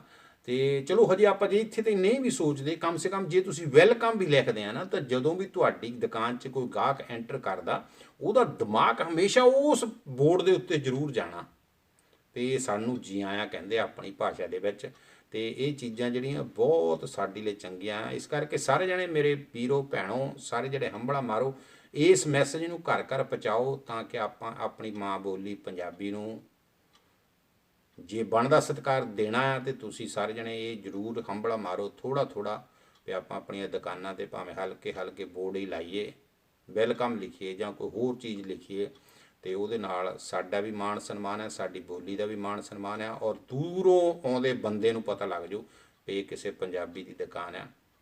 ਤੇ ਇਸ ਕਰਕੇ ਆਪਾਂ ਸਾਰੇ ਜਣੇ ਥੋੜ੍ਹਾ ਜਿਹਾ ਹੰਬਲਾ ਮਾਰੀਏ। ਆਉਣ ਵਾਲੇ ਦਿਨਾਂ ਦੇ ਵਿੱਚ ਆਪਾਂ ਕੋਈ ਨਵਾਂ ਪ੍ਰੋਗਰਾਮ ਲਿਖਾਂਗੇ। ਜੇ ਤੁਸੀਂ ਇਸੇ ਤਰ੍ਹਾਂ ਮੇਰੇ ਨਾਲ ਬਣੇ ਰਹਿ ਤੇ ਜਿੱਥੇ ਆਪਾਂ ਨੂੰ ਪੰਜਾਬੀ ਸਿੱਖਣ ਦੀ ਲੋੜ ਆ ਉੱਥੇ ਪੰਜਾਬੀ ਨੂੰ ਪ੍ਰਫੁੱਲਤ ਕਰਨ ਦੀ ਵੀ ਲੋੜ ਆ। ਇਸ ਲਈ ਸਾਰੇ ਜਣੇ ਇੱਕ ਵਾਰੀ ਡਟ ਕੇ ਹੰਬਲਾ ਮਾਰੋ। ਮੈਂ ਅਵਤਾਰ ਸਿੰਘ ਭਾਜੀ ਹੁਣਾਂ ਨੂੰ ਵੀ ਇੱਕ ਵਾਰੀ ਜਾ ਕੇ ਕਹੂੰਗਾ ਵੀ ਭਾਜੀ ਆਪਣੇ ਵੀ ਉੱਥੇ ਬੋਰਡ ਲਾਓ, ਇੱਕ ਵੈਲਕਮ ਹੀ ਲਿਖੋ, ਭਾਵੇਂ ਨਹੀਂ ਤਾਂ ਮੈਂ ਲੈ ਆਊਂ ਬਣਾ ਕੇ, ਜੀ ਆਇਆਂ ਨੂੰ ਉਹਦੇ 'ਤੇ ਪੰਜਾਬੀ 'ਤੇ ਲਿਖੋ। ਬਾਕੀ ਵੀ ਜਿੰਨੇ ਸਾਥੀ ਬੇਲੀ ਸਾਡੇ ਆ ਸਾਰੇ ਲਿਖਣ ਤੇ ਉਹਦੇ ਨਾਲ ਕੀ ਹੋਊਗਾ, ਸਾਡਾ ਜਿਹੜਾ ਇਹ ਵਧੀਆ ਜਿਹੜਾ ਇੱਕ ਪ੍ਰਭਾਵ ਪਊਗਾ।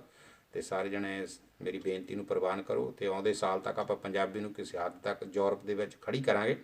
ਤੇ ਸਾਰੇ ਜਣੇ ਆਪਣੇ ਜਿੰਨੇ ਪੰਜਾਬੀ ਉਹ ਇਸ ਚੀਜ਼ 'ਤੇ ਮਾਣ ਕਰਨਗੇ। ਔਰ ਇਹ ਤੁਹਾਡਾ ਸਾਰਿਆਂ ਦਾ ਤਦੇ ਹੀ ਹੋ ਸਕਦਾ ਸਭ ਕੁਝ ਜੇ ਤੁਹਾਡਾ ਸਾਰਿਆਂ ਦਾ ਸਹਿਯੋਗ ਹੋਊਗਾ। ਤੁਹਾਡੇ ਸਹਿਯੋਗ ਤੋਂ ਬਗੈਰ ਕੁਛ ਨਹੀਂ ਹੋ ਸਕਦਾ, ਕਿਉਂਕਿ ਮੈਂ ਇਕੱਲਾ ਆਪਣੀ ਦੁਕਾਨ 'ਤੇ ਵੈਲਕਮ ਲਿਖ ਕੇ ਜਾਂ ਜੀਆਂ ਨੂੰ ਲਿਖ ਕੇ ਨਹੀਂ ਸਾਰ ਸਕਦਾ। ਇਸ ਕਰਕੇ ਤੁਸੀਂ ਸਾਰੇ ਜਣੇ ਥੋੜ੍ਹਾ ਥੋੜ੍ਹਾ ਕਰੋਗੇ। ਤੇ ਕਈ ਵਾਰੀ ਲੰਘਦੇ ਵੜਦੇ ਆ ਜੀ, ਦੇਖੋ ਮੈਂ ਕਈ ਵਾਰੀ ਗੁਰੂ ਘਰ ਜਾਈਦਾ, ਰਸਤੇ 'ਚ ਕਈ ਆਪਣੀਆਂ ਦੁਕਾਨਾਂ ਹੁੰਦੀਆਂ ਪਰ ਪਤਾ ਨਹੀਂ ਹੁੰਦਾ। ਮੈਂ ਕਿਸੇ ਘਰ ਲੱਡੂ ਦੇਣ ਗਿਆ ਤੇ ਉਹ ਉੱਥੇ ਹੋਰ ਦੁਕਾਨ 'ਤੇ ਮੈਂ ਚਲਾ ਗਿਆ ਜੀ, ਉਹ ਕਿਸੇ ਮਰਾਕੇ ਦੀ ਨਿਕਲੀ। ਤਾਂ ਮੈਂ ਉਹਨੂੰ ਕਹੀ ਜਾਵਾਂ ਪਿਆ ਮੈਂ ਫਲਾਨੇ ਦੇ ਲੱਡੂ ਲੈ ਕੇ ਆਇਆ, ਉਹ ਕਹਿੰਦਾ ਉਹ ਨਹੀਂ ਇੱਥੇ ਹੈਗੇ। ਮੈਂ ਉਹਨੂੰ ਕਿਹਾ ਵੀ ਕਿਉਂ ਨਹੀਂ, ਉਹ ਫਰਾਂਸ ਨੀਦਰਲੈਂਡ ਬੋਲਦਾ ਸੀ। ਮੈਂ ਕਿੱਥੇ ਆਓ, ਕਹਿੰਦਾ ਉਹ ਉਹਨਾਂ ਦੀ ਦੁਕਾਨ ਨਹੀਂ ਹੈਗੀ। ਪਰ ਜੇ ਉਹੀ ਬਾਹਰ ਉੱਥੇ ਦੁਕਾਨ 'ਤੇ ਹਲਕਾ ਜਿਹਾ ਪੰਜਾਬੀ 'ਚ ਕੁਛ ਲਿਖਿਆ ਹੁੰਦਾ ਤਾਂ ਮੈਨੂੰ ਪਤਾ ਲੱਗ ਜਾਣਾ ਸੀ। ਮੈਂ ਉਹ ਦੁਕਾਨ 'ਚ ਬਣਨਾ ਨਹੀਂ ਸੀ। ਤੇ ਇਸ ਕਰਕੇ ਜੇ ਆਪਾਂ ਥੋੜ੍ਹਾ ਜਿਹਾ